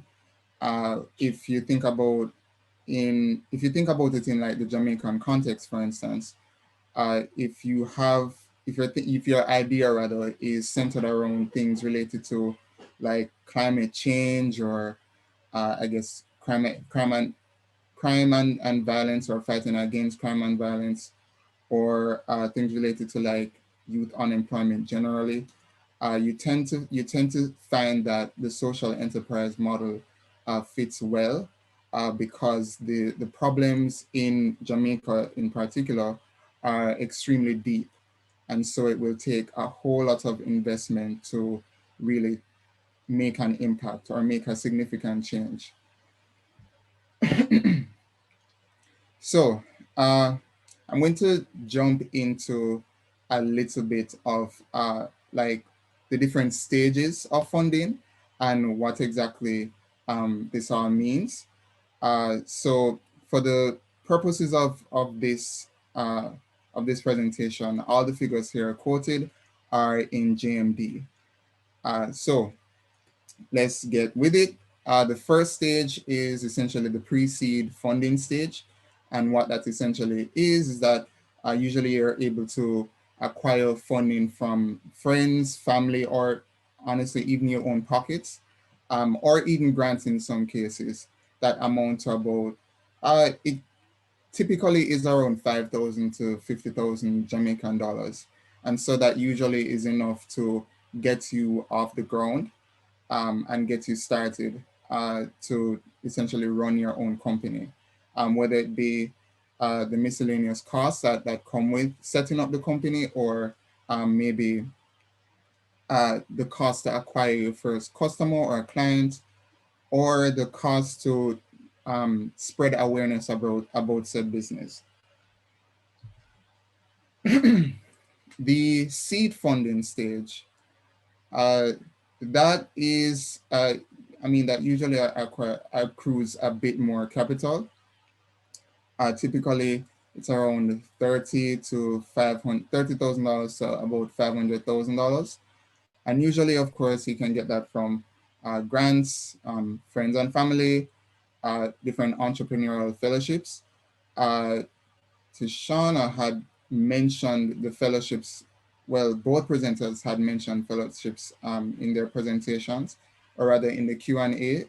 And so usually you tend to find that a lot of the fellowships cater towards entrepreneurs or business owners. They tend to be overseas. And so while I don't want to necessarily zero in on particular fellowships, mainly because they're all wide and diverse, I will say that a lot of the fellowships tend to come from more developed areas. So North America, Europe, sometimes China, depending on the industry, or even Australia. And so if you want, after my presentation, we can delve into some of the specific fellowships in these various regions. And so these fellowships essentially provide you with capital. Sometimes it's even more than the seed funding, to be honest. So you're provided with capital, and you're also provided with mentorship and guidance by top business leaders usually. And you're also given a framework for how to run your particular company. Let me just move this over here. just in case. Okay. The last option is bank or government loans. There are a number of them. We'll get into that later after this section. But uh, usually, to usually that acquiring like a bank or a government loan is probably the last option that you want to take up, mainly because of course you have to pay it back, but usually there's a high bar of entry to acquiring this capital. We'll touch on that a little bit more later. Okay. There we go. So then there's the post-seed stage or the bridge stage. And this stage it's conceptually new or relatively new. And it was more or less conceptualized because of the shifting in capital and the expansion of just like debt and macroeconomics. But the post stage used to be like the ending of the seed stage, for lack of better words. But it now has its own category. And so it's seen as a transition between you already having an established company and you having established processes and a sustainable business model, but you know wanting more, I guess, profits. And so in order to acquire more profits or generally revenue, you need capital to scale your company. Whether this money is typically used for either equipment, of course, depending on the industry and the type of company that you want to start. It's also dependent on, you know, the usually that money is spent to acquire more human capital. So hiring more people to help you to run your operations, or even just helping you to acquire more clients and just cater to the expansion of clients generally. But yes, so you can essentially acquire this type of funding from early stage investors or quote unquote angel investors, business incubators or accelerators, and back again, you know, bank or government loans. And don't worry, we'll dive into each of these categories some more. So just, I guess, pay attention for now. The penultimate funding round or funding stage that you typically don't often find a lot of entrepreneurs or business owners reaching is the Series A to, that's actually a mistake. It's really Series A to Series Z funding or Z. But typically the series funding lasts up to like Series D realistically. But theoretically can go all the way to the end of the alphabet.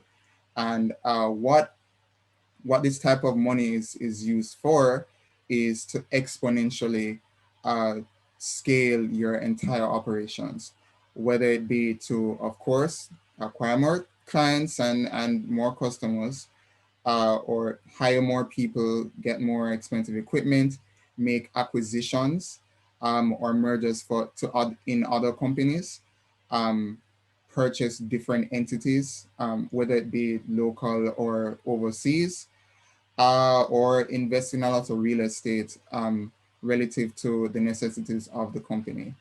And so again, typically you don't really find a lot of local or rather Jamaican or Caribbean entrepreneurs reaching to that Series A to Series Z stage. I can think of maybe, there are probably a handful. Eddie Focal comes to mind, for instance, with their like, I think they got funding from Mayberry recently. Yes, if I'm not mistaken.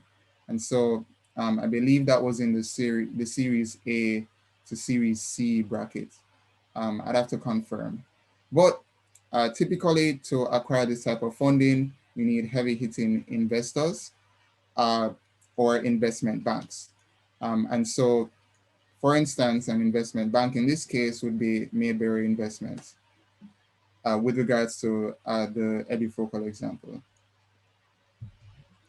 Okay, the last, or rather the end of the spectrum of fundraising in Jamaica, or even just generally overseas, is called an IPO, or an initial public offering.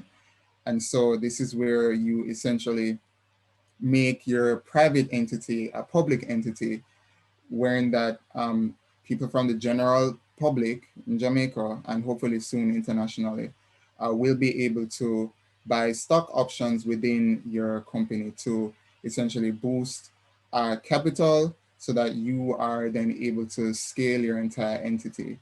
And of course, ultimate aim is revenue. Hold on. All right. Okay. So, all right. Now to the fun and exciting piece. Where is the money? Where is all of where are all of the streams of capital, or avenues of capital that I just mentioned? Well, you already have some of the answers. Clearly, friends and family. You just go to your friends and family. Actually, realistically, what you know I'd want entrepreneurs to start practicing, especially if they're heading down that road initially, is to really flesh out your business idea and create an entire pitch deck. Treat your friends and family with the same level of respect and due diligence as you would an investor if you were raising money from them. It shows a lot of confidence. It exudes a lot of, I guess, just general respect and understanding of the industry that you're planning to dive into. And it just helps with just social capital and reputation amongst your family members and friends. So first things first, grants. I really, really, really, really advocate for grants as one of the pillars or the stepping stones to funding your enterprise. Mainly because, of course, free money, but it also gives you an opportunity to really experiment with your idea without a lot of the baggage and pressures of having like investors on your board and having to report to them on like the nitty-gritty sometimes of your business operations. And so some of the grants that we have available in Jamaica come from like the DIA lab, for instance, the IDB, the DBJ Ignite Innovation Grant, and the JN Foundation. Now, these are mainly for for-profit entities. However, there are a few caveats. So specifically for like IDB, for instance, what they mainly do is grant matching. And so what that means is that you have to, if the funding pool or the fundraising pool of capital that you're trying to acquire, you have to essentially match that. So all IDB is going to do is just provide half of the actual funding that you really want. And of course, you're going to have to get the initial funding from other grants or just family and friends or even your own capital. Another caveat is that like DIA Lab, for instance, and I believe Ignite, you should be able to apply for these grants if you're running like a nonprofit entity. And all of these grants are applicable to social enterprises. With regards to, or with respects to nonprofits, again, some more, you can essentially look towards corporate sponsorships. And so the way how you find those or identify those is that usually entities, namely banks mainly, they have a foundation aligned with their company. So Sandals Foundation, for instance, JPS Foundation, JN, well, maybe not JN Foundation, because they have their particular mandate, but NCB Foundation, um, CB Facey Foundation. All of these foundations specifically provide grants for nonprofit entities.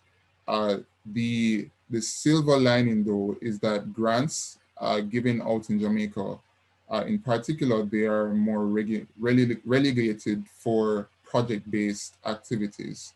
So if you can imagine, say you have a nonprofit that is catered towards youth empowerment and you want to host an event, you are sometimes, this is usually the case here, sometimes what will happen is that the grant that you're applying for, it has to specifically match that event as opposed to the entire organization.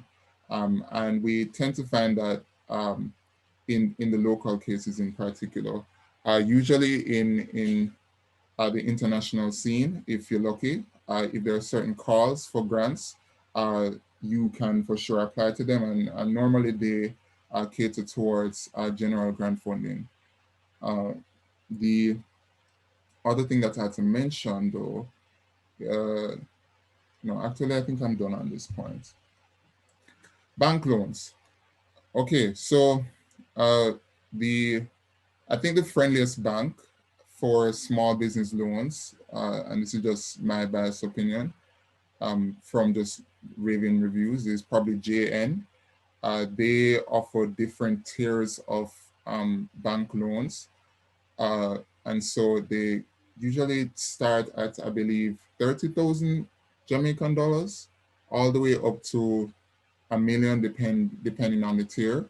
The other banks out there, of course, Sagicor, NCB, JMMB Group, or JMMB Bank in this case, they also provide loans. And usually these loans come with a particular interest rate and a timeline to pay off said loan. And usually these loans have a particular stipulation with respect to what exactly you can spend the money on.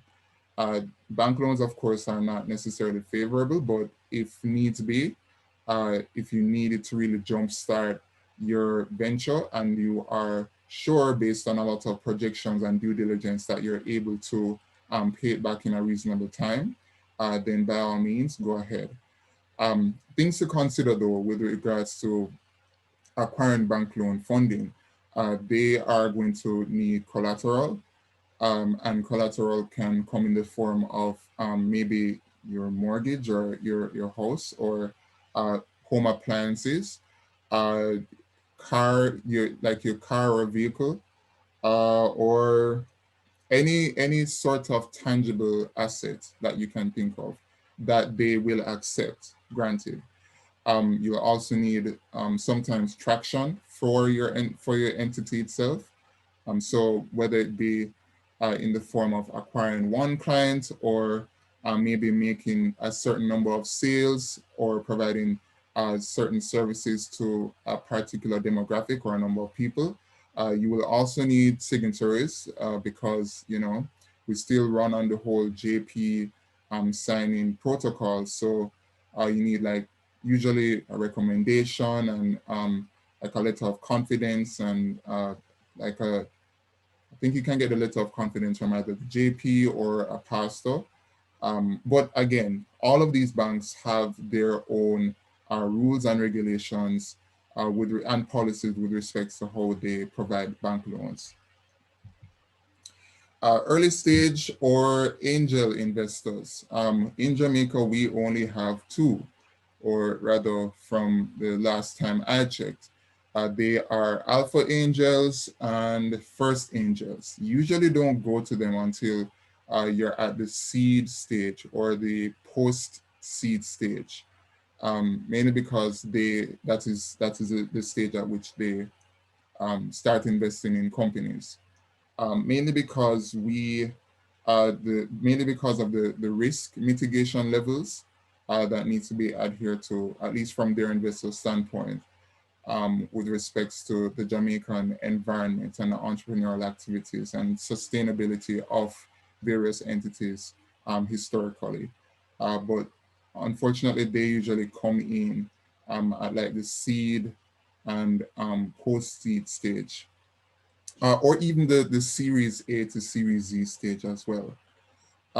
Usually, to usually you are able to acquire funding from these investors at think a rate. I think the Jamaican rate is probably on average 30%, 20 to 30% of your entity in exchange for capital.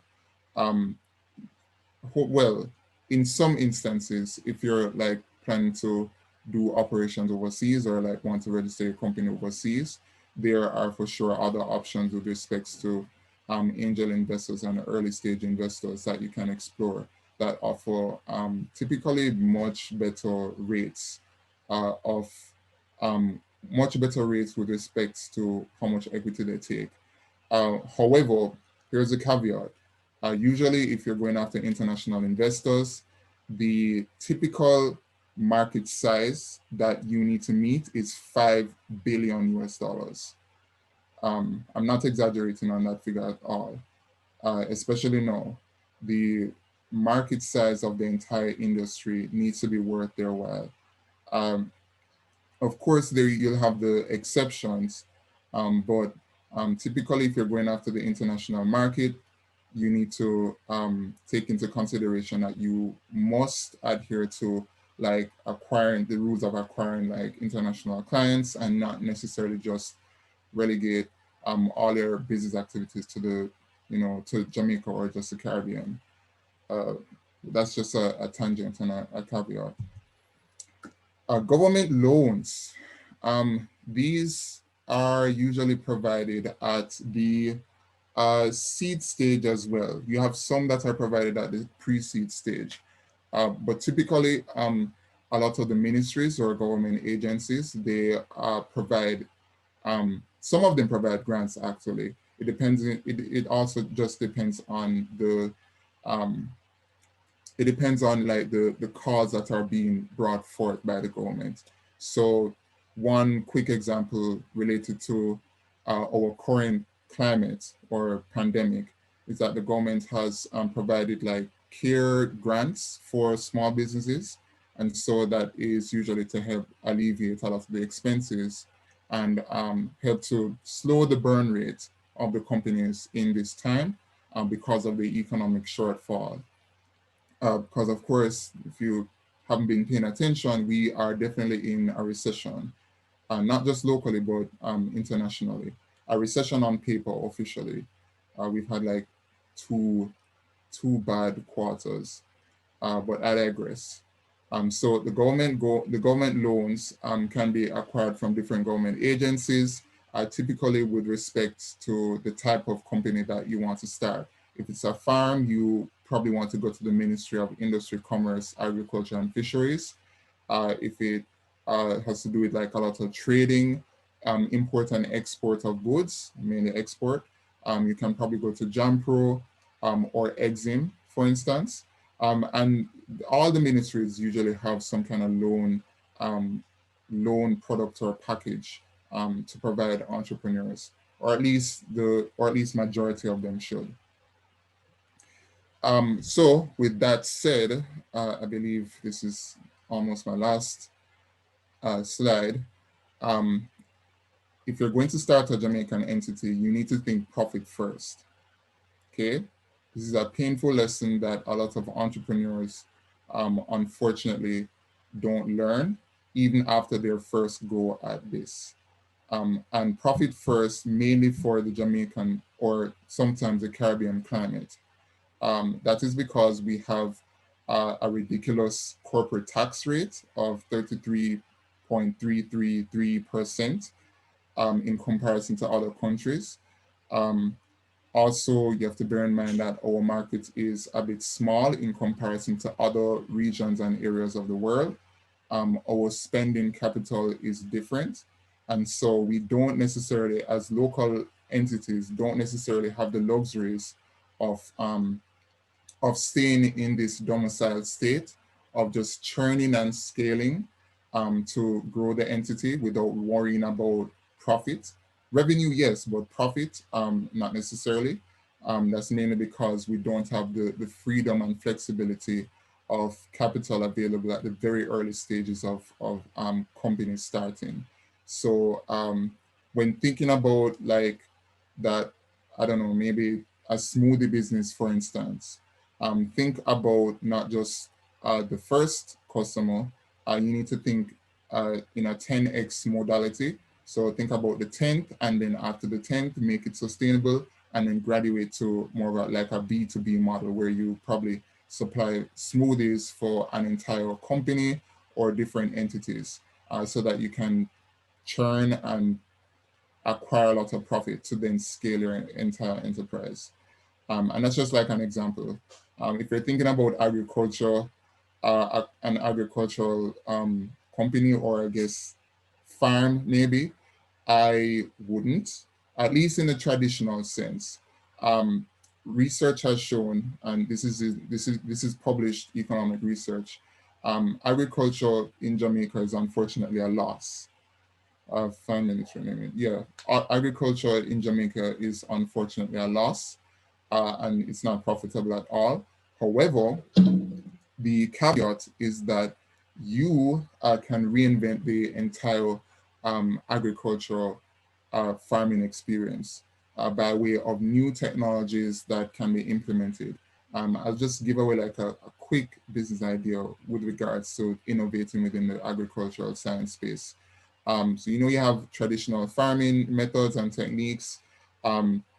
Think more about the unconventional farming techniques. So greenhouse farming, vertical farming, hydroponics farming, those usually yield healthier crops, and they usually yield better produce or more produce at scale. And that's all that I'm going to leave you with. If you need to reach out to me, you can find me on Twitter at KeyNicholas or on Instagram at nicholas.key. And I'll leave the floor open for questions.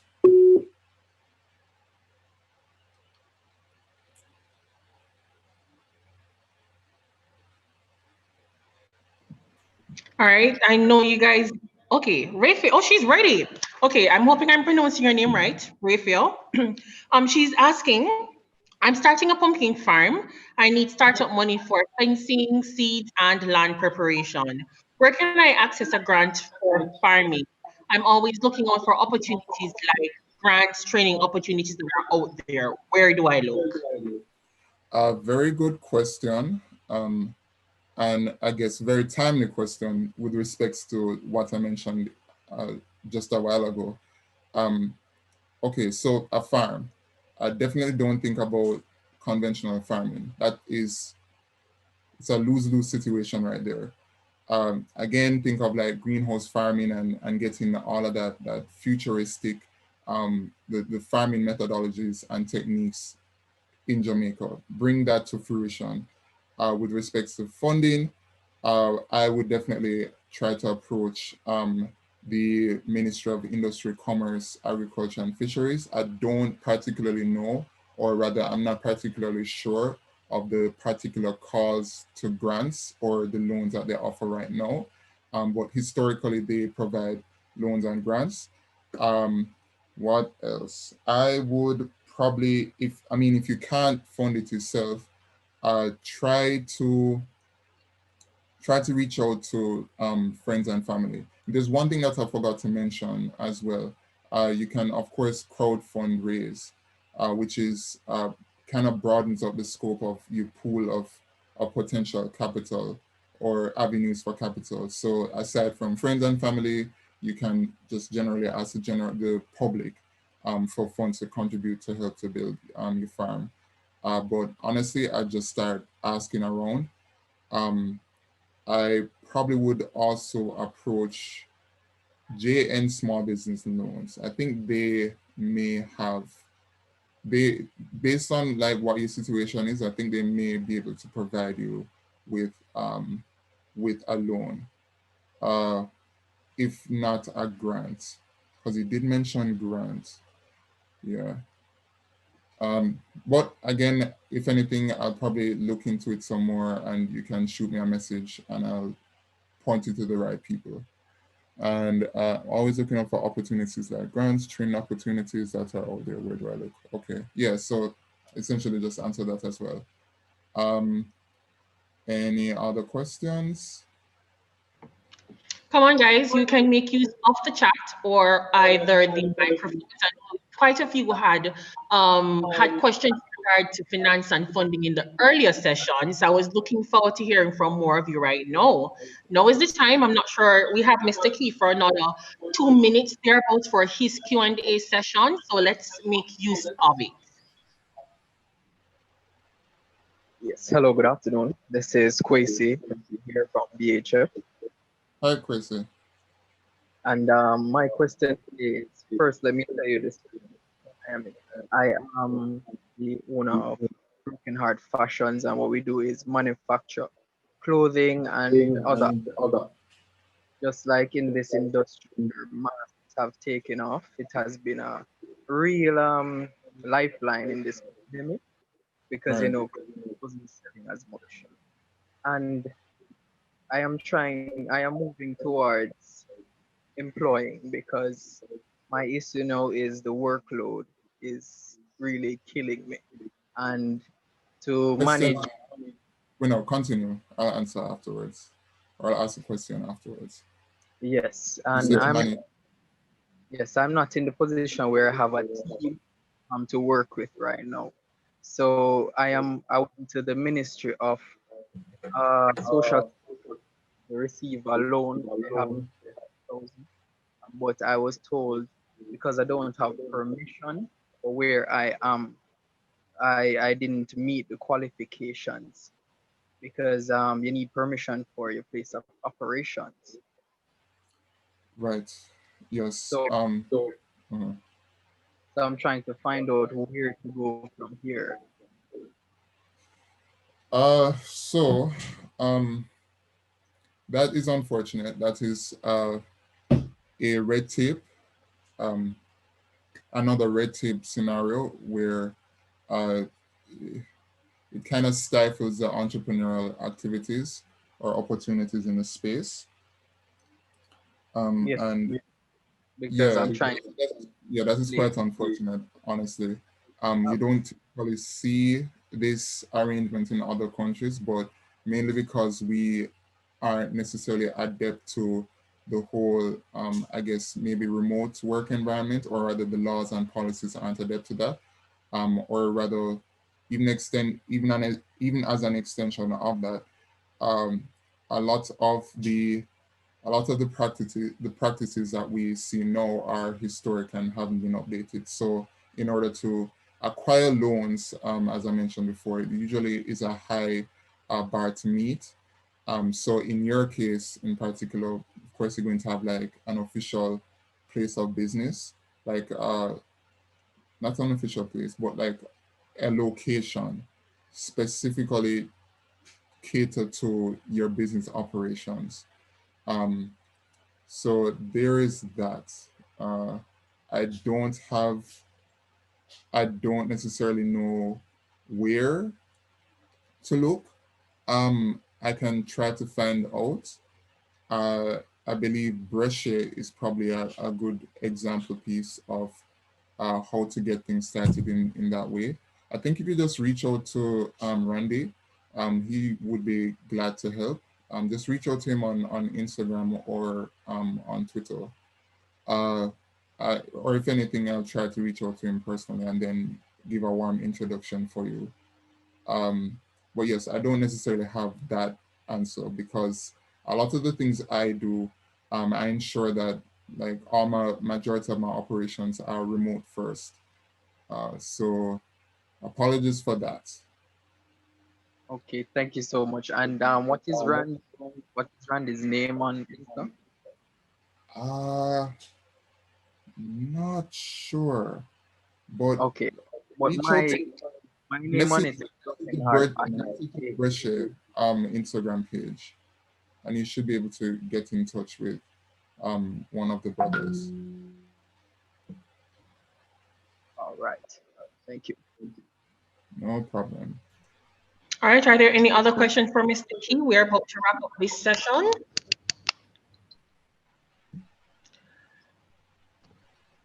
Well, Mr. Key, on behalf of the NYPJ, thank you so very much for coming in. I understand it was at short notice, and you gave us a wealth of information today. I really appreciate it, taking us to the various avenues from which funding can be accessed. It's a lot to soak in. I know with our current situation in Jamaica, it really is hard to find out where to go and what to get in this age of information. And I'm happy that you came to us today with everything all at once.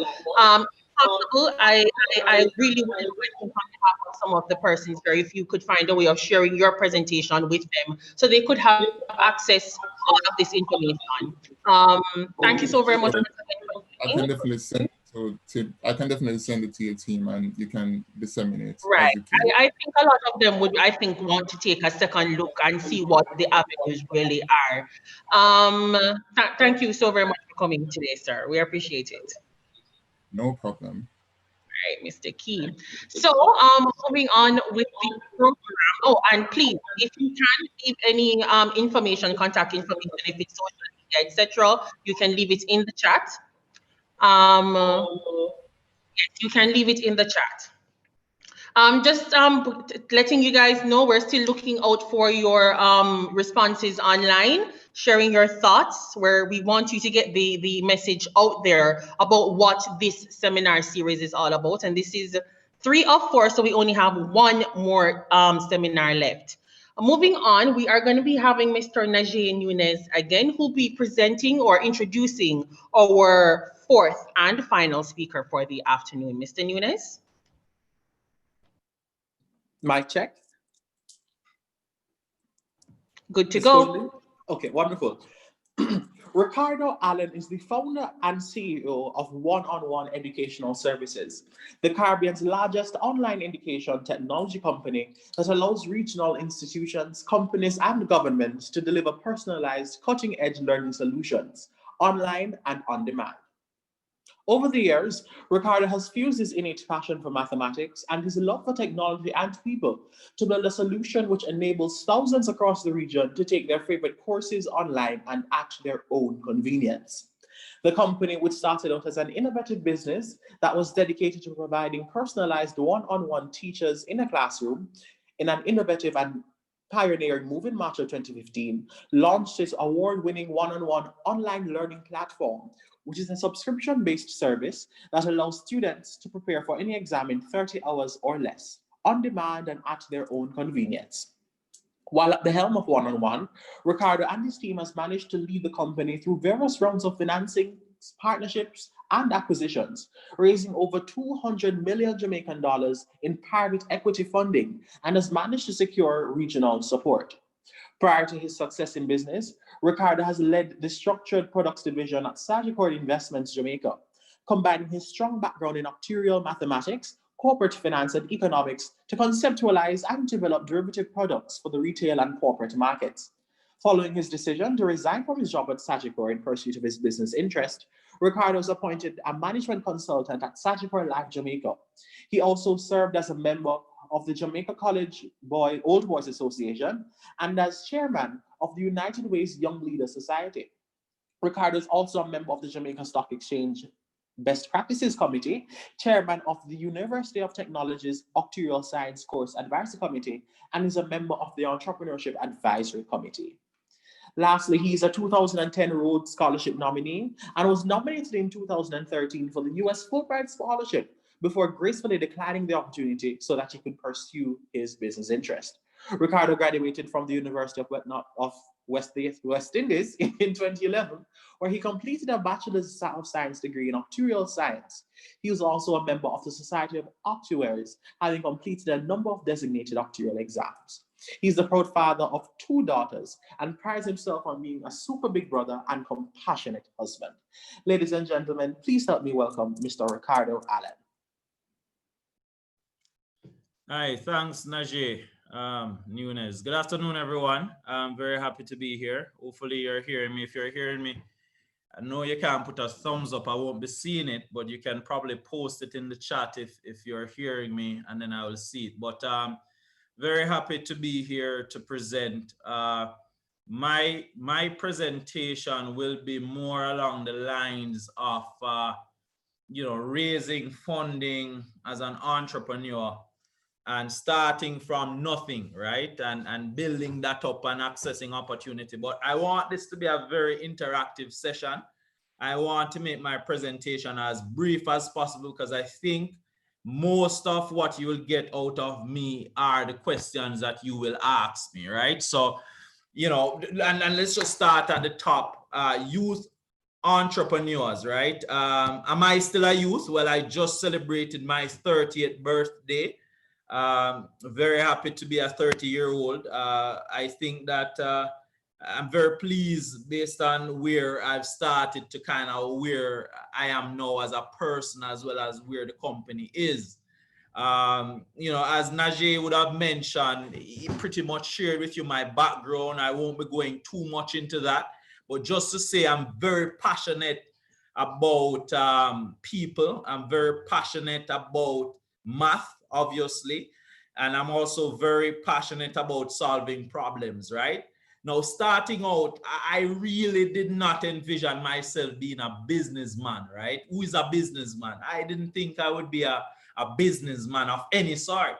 I was a nerd. You can call me a nerd. Academic person, went to university, did pretty well there, graduated on scholarships, and got other scholarship opportunities. Now, Najee touched on one of the lowest point in my life, lowest and highest, I guess, when I was awarded the Fulbright Scholarship back in 2013 by the US Embassy. And as a country boy coming up to Kingston, growing up in Trelawney, coming to Kingston, having gone through primary school, high school, and coming from fairly humble beginnings, you get a scholarship. That's a large enough scholarship allowing you to go pursue your master's and your PhD. That's your dream. That's your dream to do it. And you're given this opportunity and you say yes first, but then you come back and say, well, no thanks. You must be crazy. What happened? There are people who to this day who thinks that I'm crazy for making that decision. But I tell you something, I'm very happy I made the decision. It was a very painful decision, and I'm going to take you through my journey since I've made that decision. What has happened? Why did I make that decision? Well, frankly speaking, at the time I was studying for an actuarial exam. I had to use a book. It was a very big book. It was probably twice the size of this book here that I use for my diary. And when I was using the book to study, I had about a month to go to study for the exam. And I couldn't make it. I could not make it. And I decided to purchase some videos online, watch the videos. I did the exam, studied for about a month and a half. It usually requires a year to study for these exams. Studied for the exams, passed the exam, but not only did I pass, I got a perfect score on the exam.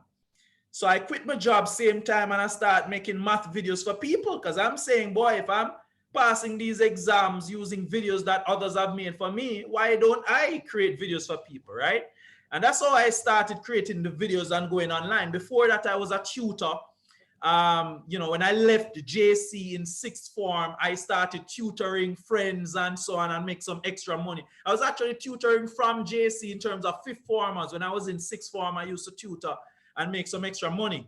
And I found tutoring as a way for me, myself, to actually get a stronger grasp of the content, believe it or not, right? So while, people think you're great at math, it's always helpful when you are helping others, because if you can explain a concept to others, I always say that the true mark of acquiring knowledge is the ability to explain it to a baby, a child. If you can break down complex concepts into simple things, then you have successfully acquired that knowledge. And so I started tutoring from I was about 16 years old, went to university back in 2009, and there I saw the concept of tutoring sessions where you have a teacher and 10 students sit into a class and you're going through practice papers and so on. And that's how I started one-on-one. I started one-on-one really to replicate what they were doing at UA. And I made a business out of it. I got people who were doing CSEC and CAPE, got them into a class. It was a small class. We called it class of 10. So it was very personal. You would get your worksheets at the end of every week and so on. So we started with 2 students under a tree up JC. We're tutoring them on the weekend and so on. Quickly went to 20 students, went to 100 students. And then within 2 years, I was up to 1,000 students. Before you know it, I had to get friends on to help teach. I have to get some teachers here and there. I convinced some teachers who had their own extra classes to bring their students to me and so on. And that's kind of how we started, right? Just with myself and also merging up with other people. And, you know, just to share with you, when we merged up with other people who were actually doing classes, such as Mr. Borrell, who does chemistry down St. Andrews High School for girls, you know, the idea was I wasn't necessarily earning from that, but it was just creating that bigger pie that everybody could share from, you know. So if you understand that concept, it was more or less creating the vision before actually doing it, right?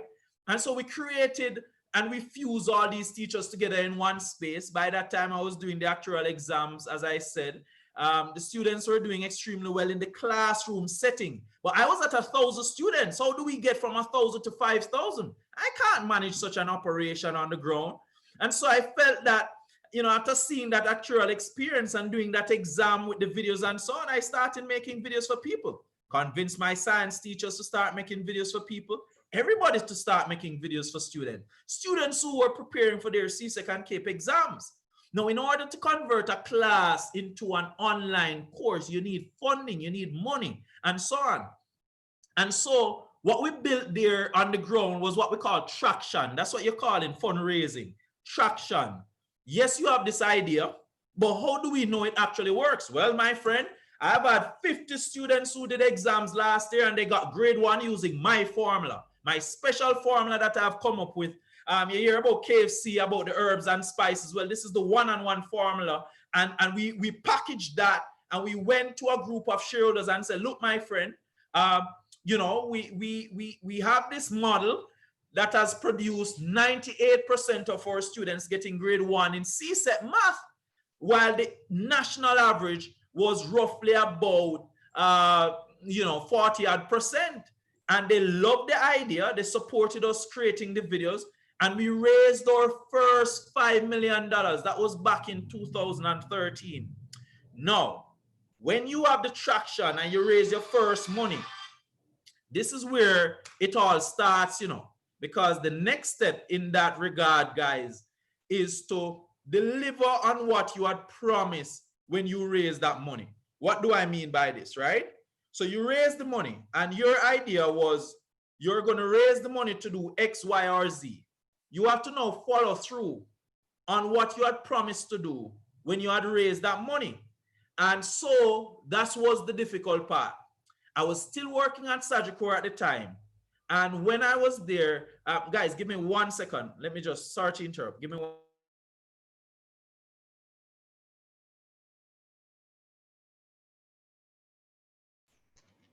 While Mr. Allen is on break, I'm once again imploring you guys to use social media to get the message out there.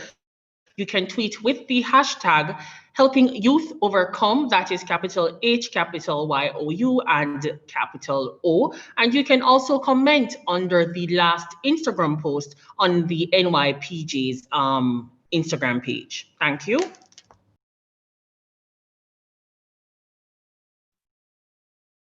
Right, guys, I'm back with you. Right, so when we raised that first bit of money, right, we raised the first $5 million. Now we had to execute on what we said that we would have done. Now let's talk about how we raised the money a little, right? Now a lot of people believe that in order to raise funding, you need a big business plan and so on. Listen, people with money don't have time to read those. Let me be very frank with you, right? No, you know, listen, you may talk to other people, they may give you other advice. I'm giving you practical experience as to how I did it, how Ricardo Allen at one-on-one raised money and funding for the business, over $250 million between 2013 and 2020. And we first started, we had a business plan that we did, don't get me wrong, because in order to properly execute those ideas that you have, you need a structure behind the ideas that tactically outlines, how am I going to do that? How am I going to do that? How am I going to do this? So our thing was to create videos for students to take without they or them needing to go into a classroom to learn. And so how we did that was simply by, we got the teachers.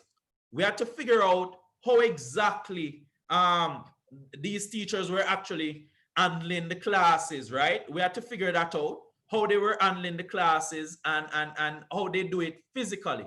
Then we had to figure out, okay, how do you move that online? All of that requires operation. Anyhow, so we did this plan, but behind the plan came executing the plan. So we needed the right people to execute the plan that we've made. Not an easy step, my friend. At this time, you need people who are equally vested. By vested, we mean have equal footing in if this thing is successful, they will get as big a reward as you will get. And they are willing to go nights without sleep and so on to work on executing that plan. So key here is when you just start out, you need people fully vested. You don't need employees. You don't need employees. Employees require salary. You need people who understands that, look, if they don't earn the money, then they won't be getting paid. You follow what I'm saying?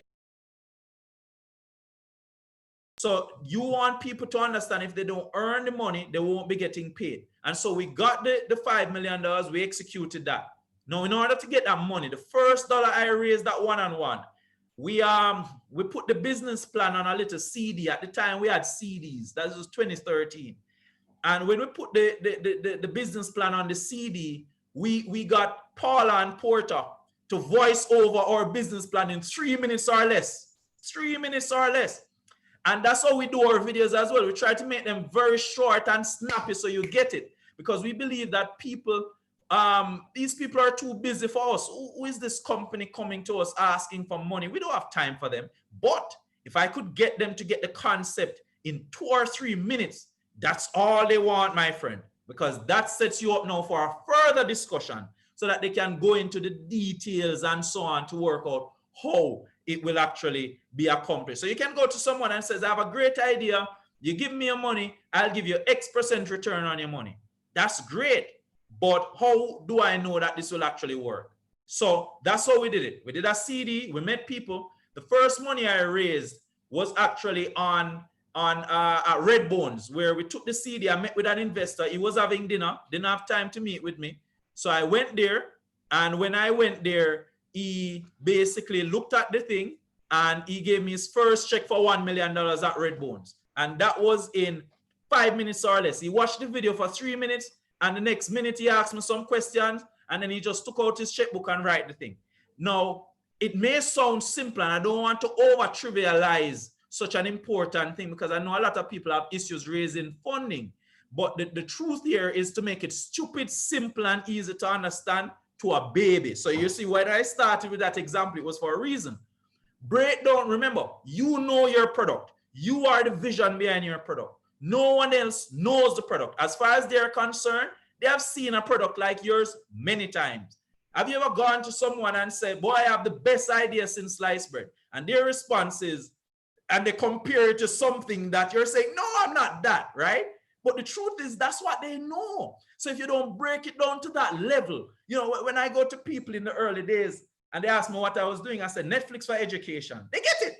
They get it because it is one place where you can go and watch any videos on any course, and you take your courses and that's it.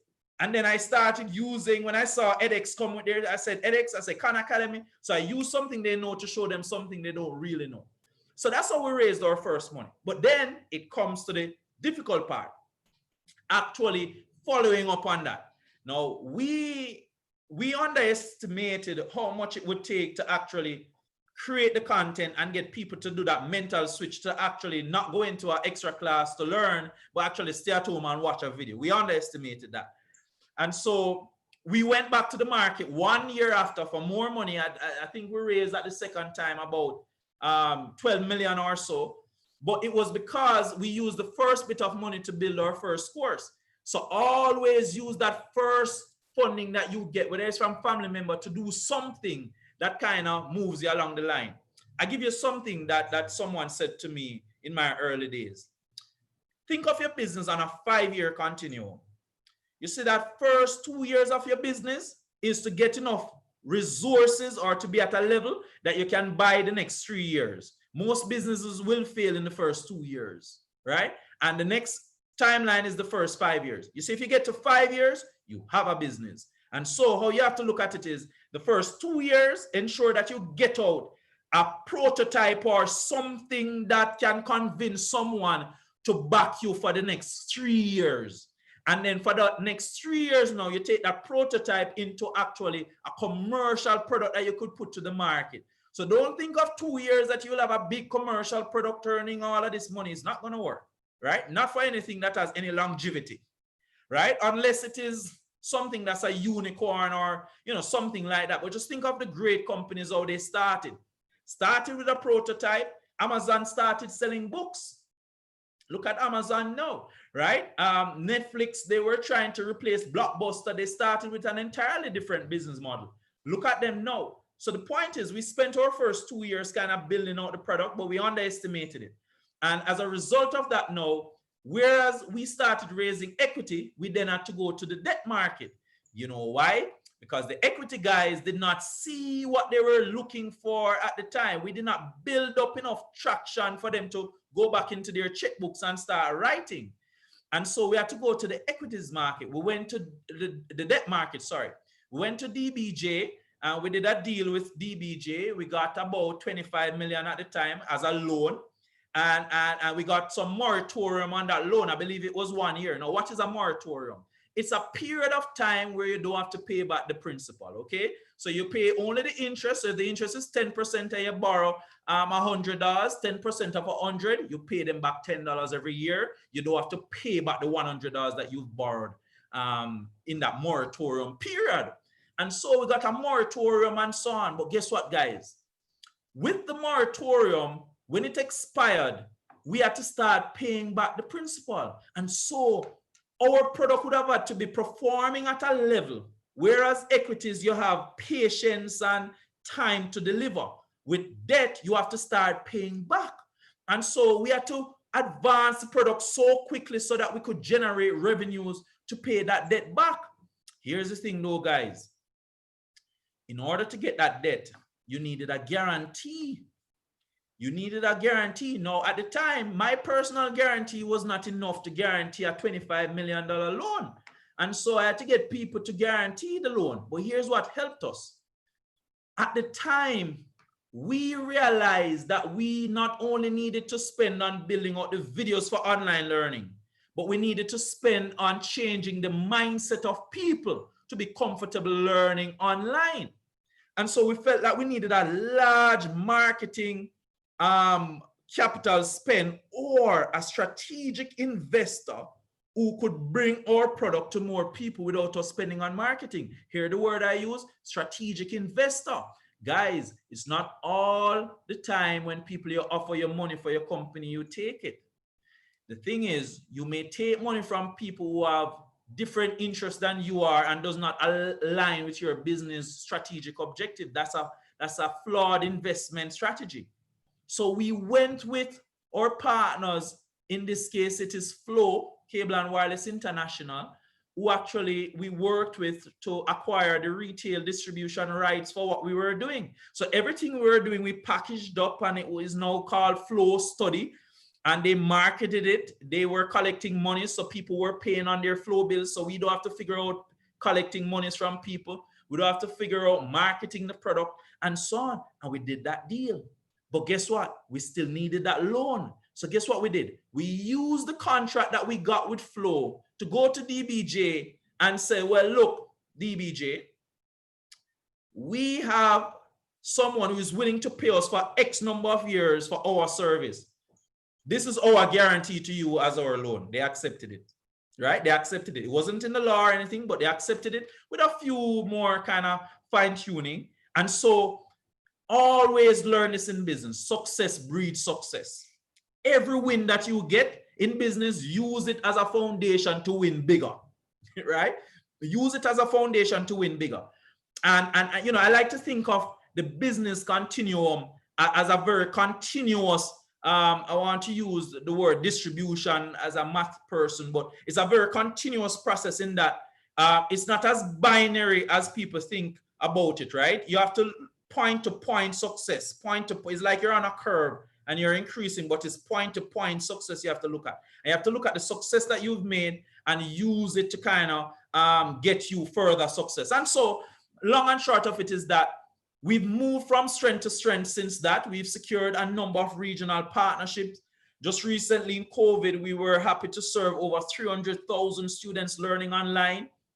A lot of the regional governments are now using our platform to keep their students in school. Jamaica, we had the pleasure of helping the ministry keeping over 200,000 students in school online just this past year. And this is a business that I took as a risk with $5 million, my personal funds to begin with. Before that, I had no investment. I heard the previous speaker, Nicholas, spoke about bootstrapping. Bootstrapping is really the concept of using your own resources and so on to build your company to a level that it can attract investment, right? And a lot of companies build via bootstrap. I mean, you can research this company called Zoho, which is one of the largest, if not the largest privately owned company, and they are built without any investment. So don't think you need investment for a successful business, you know. No, you don't. You need investment to move your business to a bigger point, a larger point to achieve your strategic objectives. It's just one method, but there are other methods. Because I spent the first 2 or 3 years tutoring people, and as I tutored someone and I got paid, I would go to my apartment in New Kingston, count the money. I would go down to the appliance store and buy a printer because I needed to print the worksheets. I would buy my markers and so on. And I would just accumulate until I could employ more people and so on. And so the key here, because I want to leave a lot of time for you to ask questions, is that how we grew the business from bootstrapping to a company that's valued way more than my mind could imagine, serving countries that I did not dare think about. The nights that I cried knowing that I gave up a certain route to success by taking my scholarship, going and studying and coming back, and or staying and working on Wall Street, giving up a secure job at Sagicor as a 23-year-old, making all of those tough decisions. Having children, how do you become an entrepreneur while you have children? I mean, the first insurance contract I got was after I had my first child, because it was not only me who is at risk, it was everyone. And so the point is, you know, I always give the practical approach to running and growing a business based on my experience. Because ladies and gentlemen, I cannot tell you anything else than that which I have experienced. And if I have lived it, I can talk about it. And I can tell you no lie. It is a journey. It is a journey that's not for everyone. So not everyone is made out to be an entrepreneur. But if you want to be an entrepreneur, you want to get that entrepreneurship outside of you, I think you can do it. You just need to talk to the right people, make the right steps, and always spend back that money in the business, my friend, because it's not yours. Don't worry about driving that flashy car. For my first 4 years of my business, I did not own a car. I did not own a car. I rented an apartment and so on. In fact, I've not been able to buy my house until this year, right? Everything I've earned. At one point after I bought the car, I had to sell the car. I had to also shut down the office and go back home and do the office thing at my home, right? Because you have to work with it, work with the business cycle and so on. So, you know, guys, I'm very happy to share with you the journey. Very pleased to, especially in a COVID scenario, the opportunity to just serve people. Now we're serving the companies, we're helping them, we're giving them a platform that they can train their employees. We're giving the governments a platform that they can give to the schools. And for individuals, we're not only serving people who are between ages 5 and 18, But very shortly, we'll be launching our platform. We just had an investment, a deal with Flow to actually make professionals, people who are above age 18, the ability to access certified courses online, just like you do on edX, Coursera, and so on. We're allowing you to do that right here in Jamaica using local content and so on. It's going to be big. It's going to be amazing. Flow has put up 60 million to fund the entire initiative, which spans entrepreneurship and course taking from professionals like yourself. And we're very happy to now expand in the professional space. And I guess finally, we're also taking everything that we've done online, we've taken it offline, where we'll be launching our offline solutions. So anyone who wants to access learning online can do it without the internet.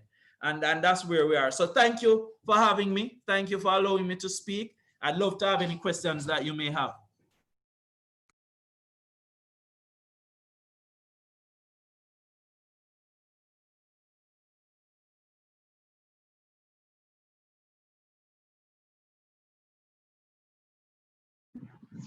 Okay, so good afternoon.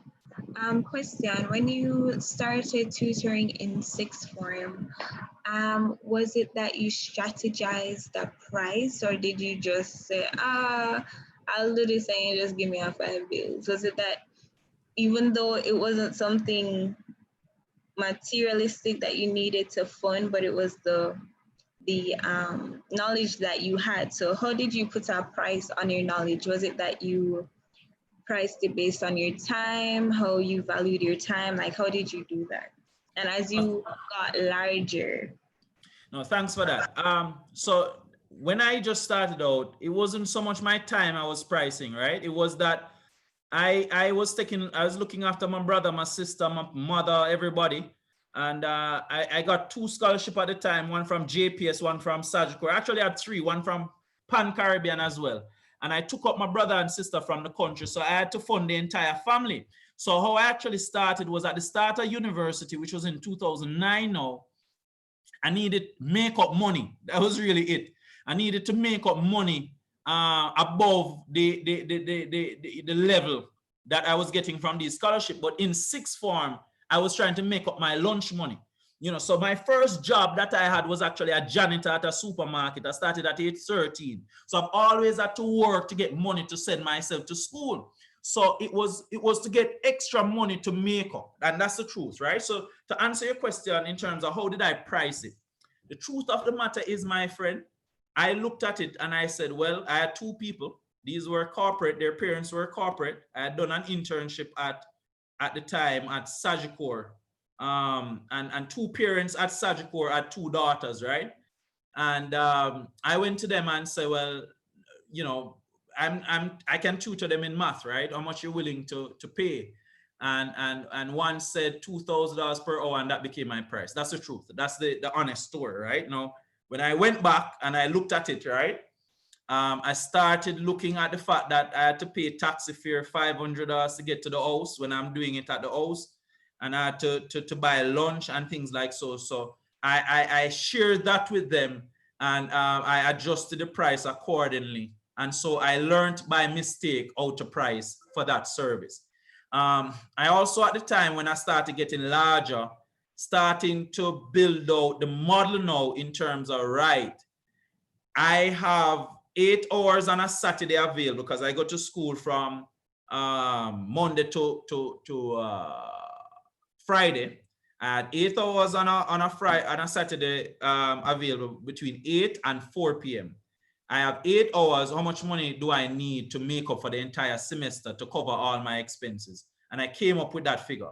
That led me to determining how many people I need and at what price do I need to charge them at a rate that competes with everyone else. So I started looking at people like Maths Unlimited, Quality Academics, how much they were charging for the entire semester. And I believe that once I was able to offer this personalized class, which is, you know, these smaller classes, I could charge at least what they were charging, because their classes were like 40, 50 people. And I said, okay, class of 10, let's do it. Class of 10 and 10 people in a class. And it's the same price you pay the other guys, just that you have me in a very small environment. And then I started doing things like dedicated phone support, and all I did there was to just be available between 8 to or 6 to 8 on a Saturday, and parents would call me or make appointments to call me. But when I told everyone that this is available, it is a value for them, but I control it by having them set an appointment before. So it appeared that every time they needed me, they had me. But all I did was to set 2 hours, 15 minutes per person, 8 parents maximum. And I just did some probabilistic models to suggest that if X number of people called me or took up the offer, how many people I would need to support that. So then I started employing more people when that 2 hours was not enough. And that's how I kept the personalized vibe. And that's how I handled pricing. And that's the truth.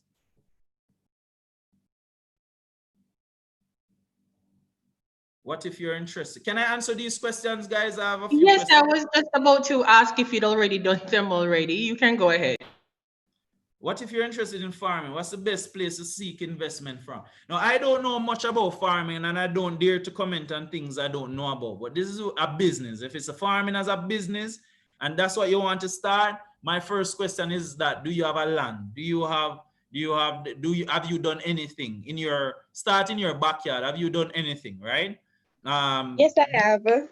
Okay, I have the person. So go ahead with the question. Let me hear. Okay, so I have a chicken in my backyard. So I raise chickens. Yes. Very so good. yes, I have this in my backyard. All right, so 2 things here, right? Before I even go further, I have a colleague of mine who was as an egg business who he needs people to grow chickens right now to produce eggs so that he can make liquid eggs.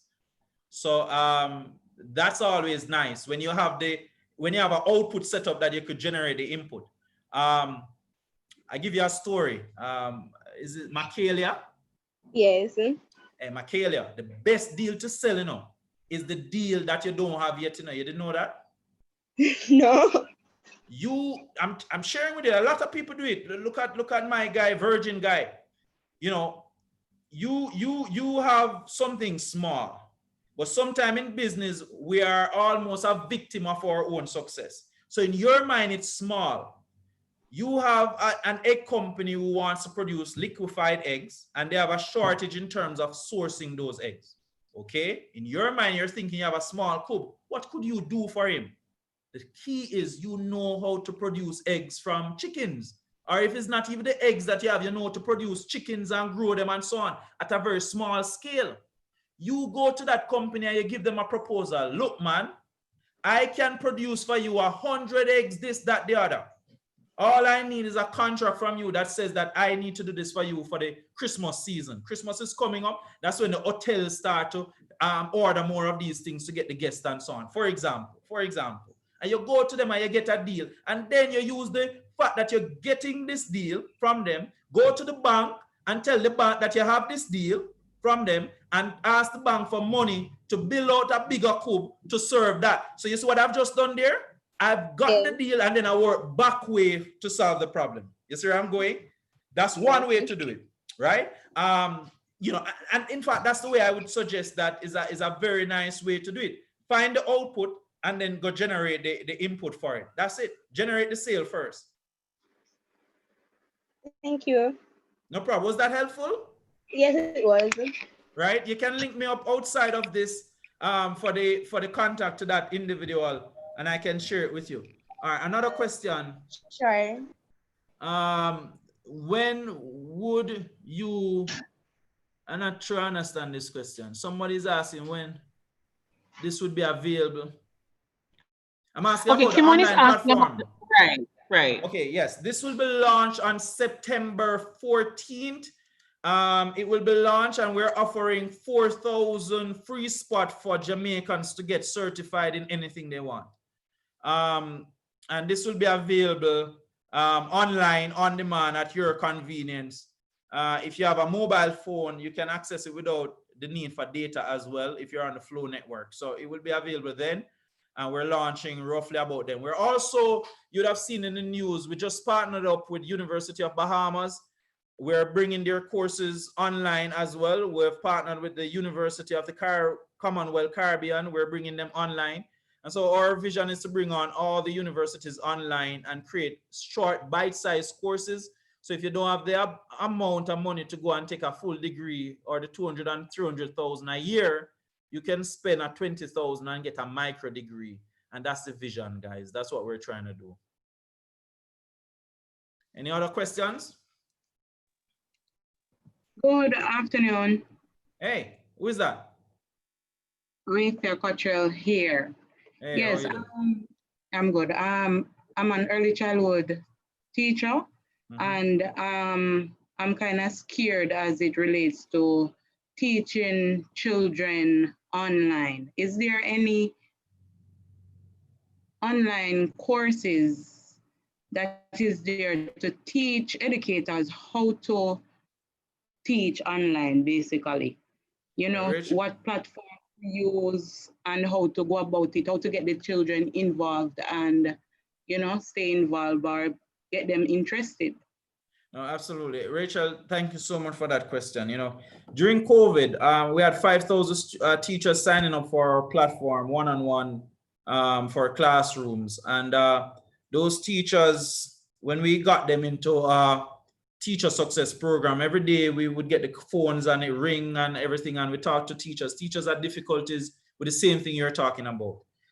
Even things as simple as opening a PowerPoint and so on. And the truth is, these were not problems that we saw before because we're in a space where we train teachers to operate online, but we saw it. And what we did out of that, I must be honest with you, is that we quickly created what we call the one-on-one teacher success program, where we made available dedicated consultants throughout the day to meet with teachers to help them free of cost on how to navigate this new normal. And that's one of the initiatives we did. Those videos are available and we're going to turn those into a course. Number two, we're also making a course available outside of that on how to use other platforms like Google for Classroom, your PowerPoint, all of these things. And we're making that available in this Flow initiative that we're doing now that will be launched on the 15th. Now for teachers, I'm thinking we could even give early access, Rachel. So if you could get my contact, I could reach out to my people who are launching this and probably have them do something special for teachers. But I mean, that's what we're doing. Now, what you can do, I think you can go onto YouTube, you can watch videos and so on. That's always good. But if you want something dedicated for the Jamaican space and so on, one-on-one will be providing just that for you. And within a week or so, we'll be announcing that and you'll get the ability to access this. But I think the best way for you, obviously, and if I could give some personal advice, Rachel, is just to start early. Start with your friends. Do you have any children in your house? Get them in one room on one computer, you on the next one, and you just feel them out. And that is safe. It's a safe place because you don't have to pretend it's your child or it's your cousin or something like that. And you can feel it out and get comfortable in writing online, presenting your thing and so on. And that's, for me, is probably the easiest, most scalable way to do it, to get started. But obviously a course would be a very good idea, and one-on-one will be making such a course available in due course. I'd say within the next week or two maximum. Rachel, did I answer your question? It's Rafia. Yes, you did. Those are some very good points as to, you know, feeling out other students to just see what they would take and what would be best by practicing with some children. And but the one-on-one courses that you plan to have, how do I get in contact with you, or how do I know about these products or all right, these? yeah. Very good. I want you to do me a favor. I'm going to post the website here. I want you just to just add yourself to the mailing list, oneononelms.com.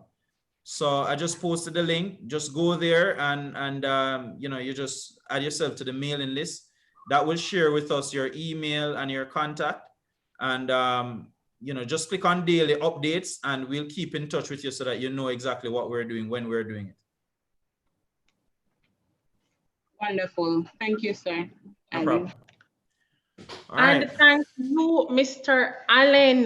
This has been quite a blast hearing all of that coming from you. I absolutely love how you tied in all the presentations that were done earlier. You were absolutely the icing on the cake this afternoon. Thank you so very much for coming in. We really appreciate all the information that you shared with us today. And you're still relatively young, so it's good to hear all of this coming from your high school days and you using the talents that you have been blessed with to turn into a business. This is awesome, and this is just the message that I think a lot of the youngsters need to hear today. And I'm really pleased to hear all of this passion that is coming from you about what you do and helping others to find their way. So thank you so very much, Mr. Ricardo Allen. He has left his information in the chat for those of you who are still interested. He has written, is that the link, so you guys can get acquainted there. I'm gonna leave my Instagram and all of that as well. Okay, all right, no problem. So thank you so very much. So just a bit of housekeeping before we wrap up today's show. Okay, I had been asking you guys to share on social media about what has been happening. So I'd like to see what's happening on the social media wall at this time.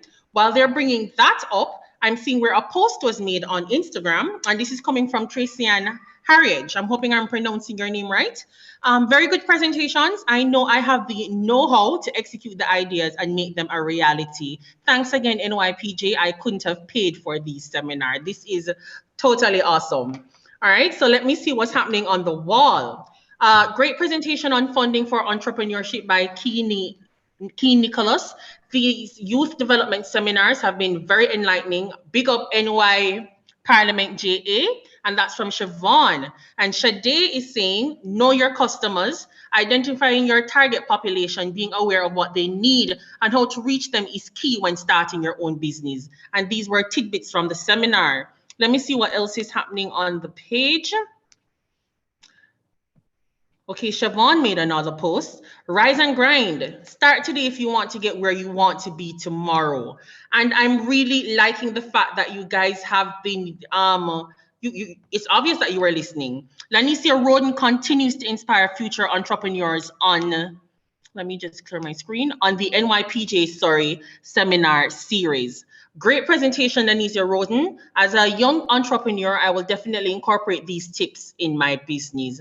And I'm really happy to see how the presenters have impacted on some of you. So as promised, we are going to be giving a special prize to both, well, there's only one person that commented on IG, so we're going to be choosing one of the posts from Twitter to give a little prize afterwards.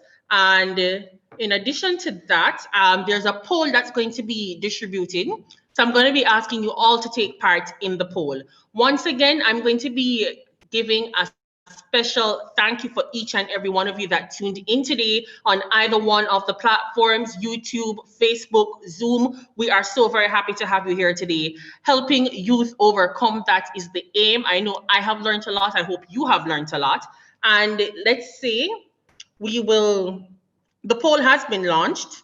I'm seeing that now. So I'm going to be asking Miss Tracy and Harriet and Siobhan if you could contact either one of the co-hosts at the NYPJ page for your little prize.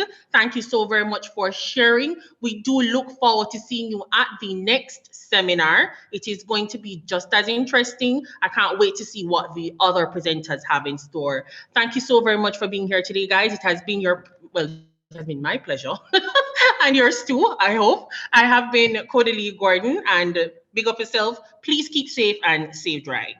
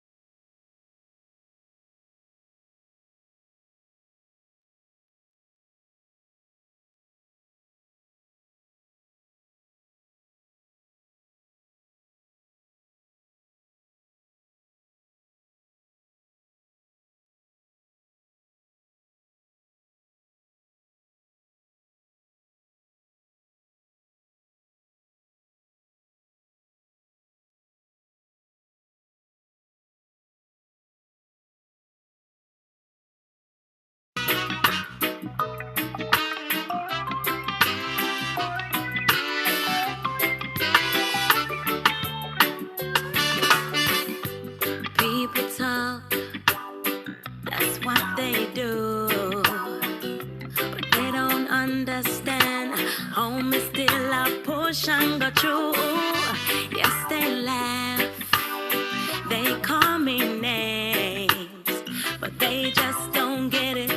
Hold them see me, I hold my head up just the same. When them see me, them just keep on talking. Me not see them, I just keep on walking. I got my pride, me nah go show my bad side. Some of them see me as a big pushover, left me for dead and think I'm gonna kill over. Oh no, not I and I will survive. Never let them get you down, never let them see.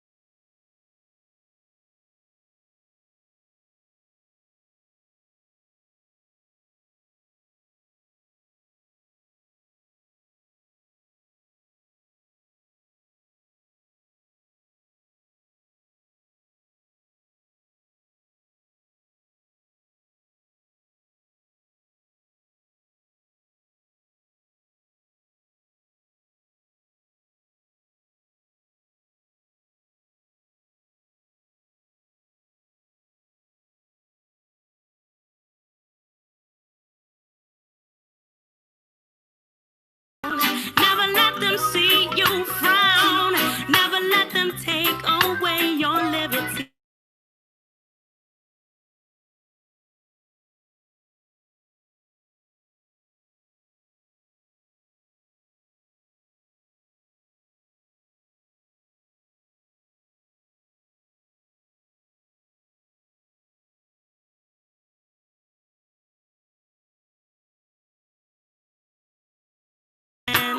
Home is still a push and go through.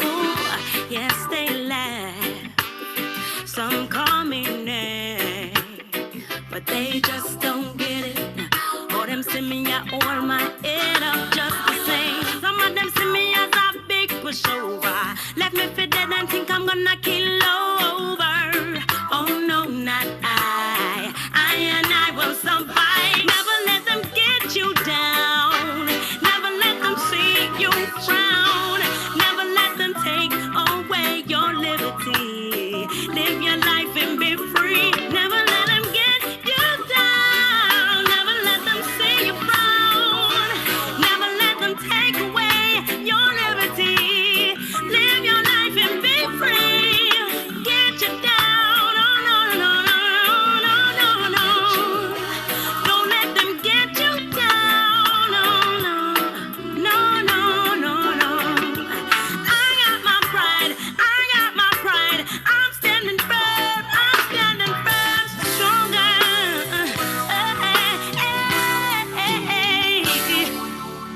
They can't do me like that. What? Miss that. Enjoy it all with the Flow Internet and Home Phone Combo Plan with 3 months of HBO Go. We are Jamaica's largest network.